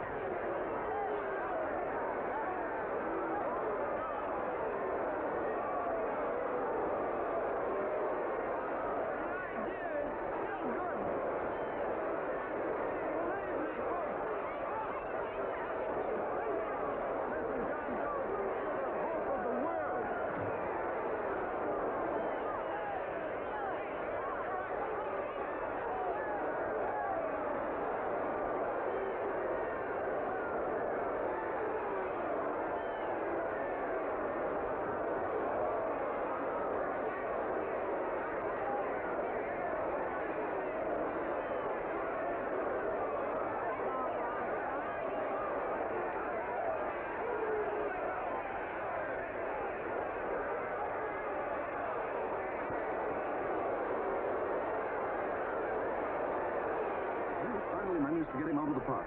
If that boy isn't hurt, it'll be a miracle. Ladies and gentlemen, this certainly looks like the end of the John Doe movement. Well, boys, you can chalk up another one to the Pontius Pilates.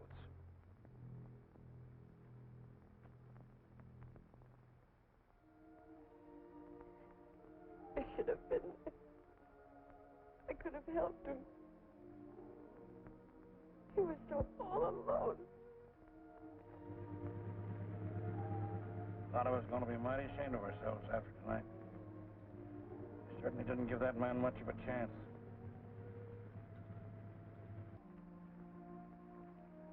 Have some more coffee, Long John? No thanks, Tom.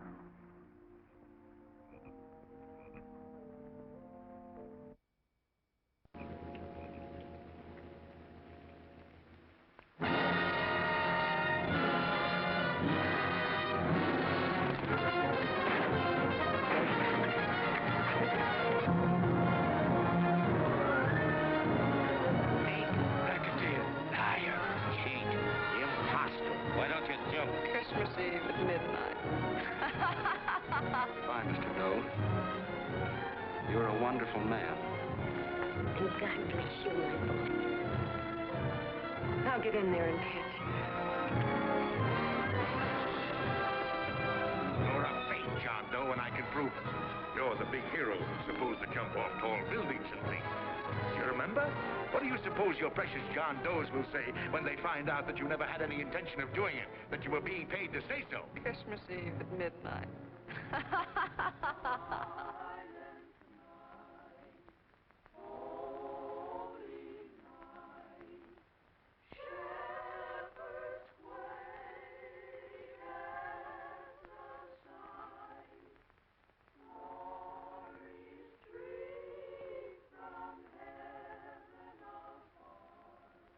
Merry Christmas, son. Merry Christmas.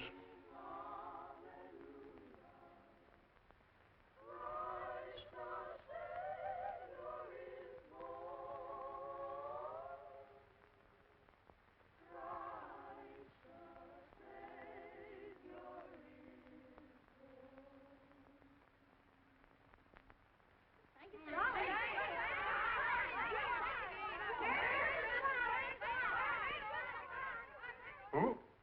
John Doe. Is that screwball still around? Dame's been calling all day. Sure, I know. Yeah, at midnight, huh? Okay, lady. We'll have the place surrounded with nets. They're laughing at me.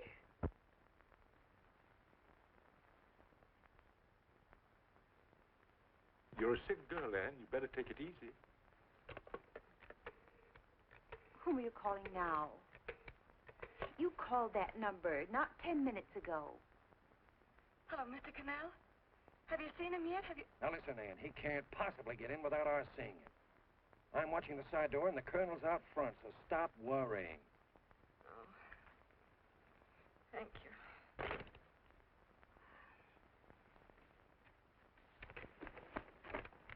What, Anne? Anne, don't be foolish.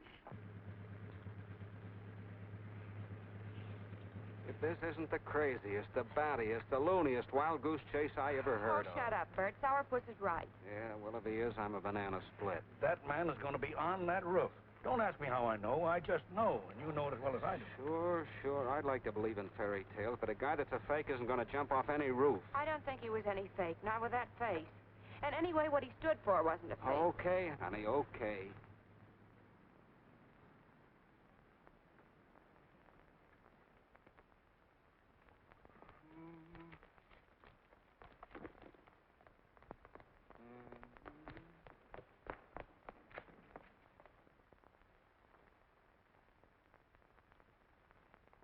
Elevators ain't running.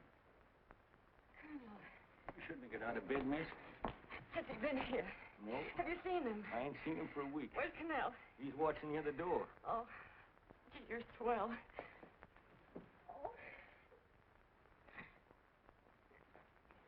No sense in going up there. I've been here for hours. He ain't here. Let me go, will you? Now that's crazy. It's 14 floors.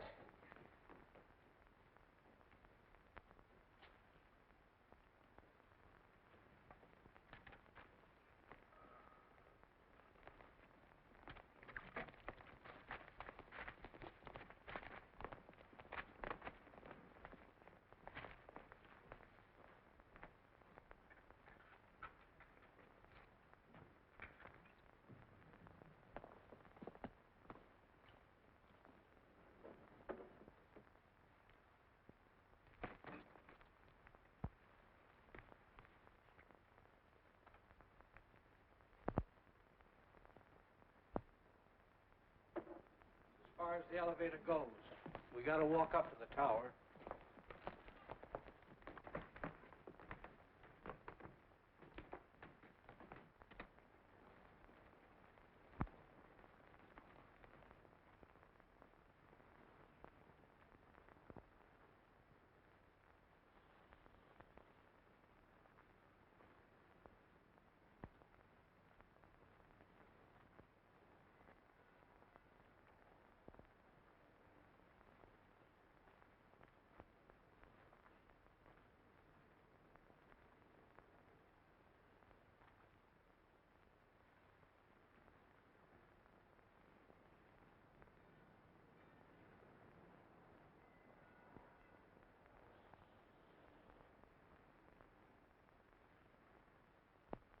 That tramp was probably full of Christmas cheer and asleep in some flop house.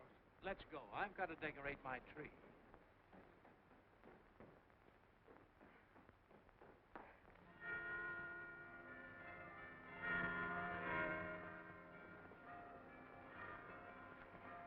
Well, I give up. I don't know what gave us the idea that we'd attempt anything like this. I guess you're right. I'm afraid the joke's on us. Let's go. I hope nobody finds out we've been here.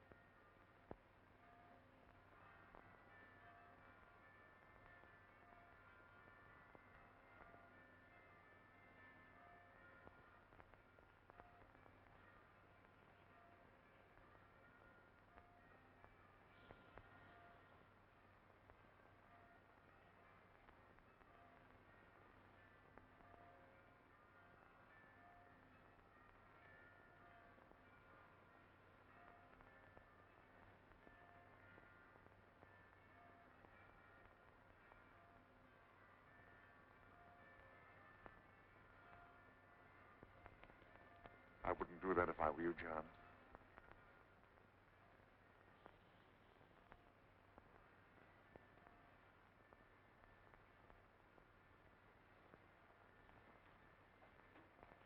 It'll do you no good. The mayor has policemen downstairs with instructions to remove all marks of identification you may have on your person. You will be buried in Potter's Field, and you will have accomplished nothing.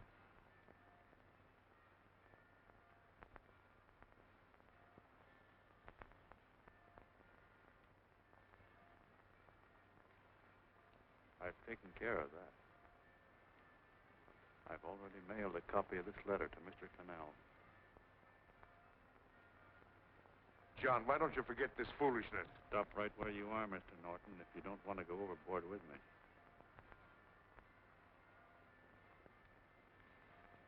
I'm glad you gentlemen are here. You killed the John Doe movement, all right. But you're going to see it born all over again.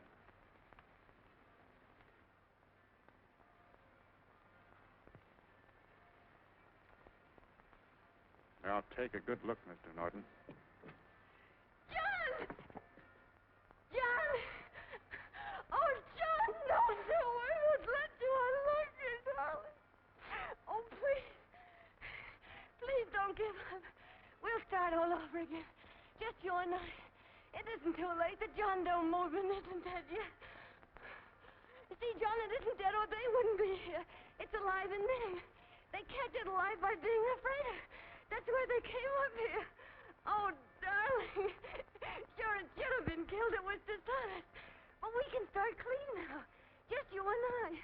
It'll grow, John, and it'll grow big because it'll be honest this time. Oh, John, if it's worth dying for, it's worth living for. Oh, please, John. Oh. Oh, please, please, God, help me. John, look at me. You want to be honest, don't you? Well, you don't have to die to keep the John Doe idea alive. Someone already died for that one. The first John Doe. And he's kept that idea alive for nearly 2,000 years. It was he who kept it alive in them. And he'll go on keeping it alive forever and always. Forever every John Doe movement these men kill a new one will be born. That's why those bells are ringing, John. They're calling to us. Not to give up, but to keep on fighting, to keep on pitching. Oh, don't you see, darling? This is no time to give up. You and I, John, we... Oh, no. No, John. If you die, I want to die, too. Oh, I love you. Oh, God.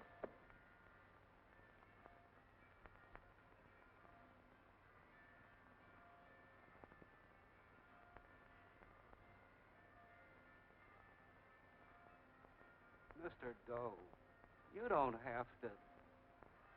We're with you, Mr. Doe. We just lost our heads and acted like a mob. What Bert's trying to say is that we need you, Mr. Doe. There were a lot of us that didn't believe what that man said. We were going to start up our John Doe Club again, whether we saw you or not. Weren't we, Bert? And there were a lot of others that were going to do the same thing. Well, Mr. Sarpus even got a letter from his cousin in Toledo. I got it right here, Mr. Doe. Only it'd be a lot easier with you. Please. Please come with us, Mr. Doe.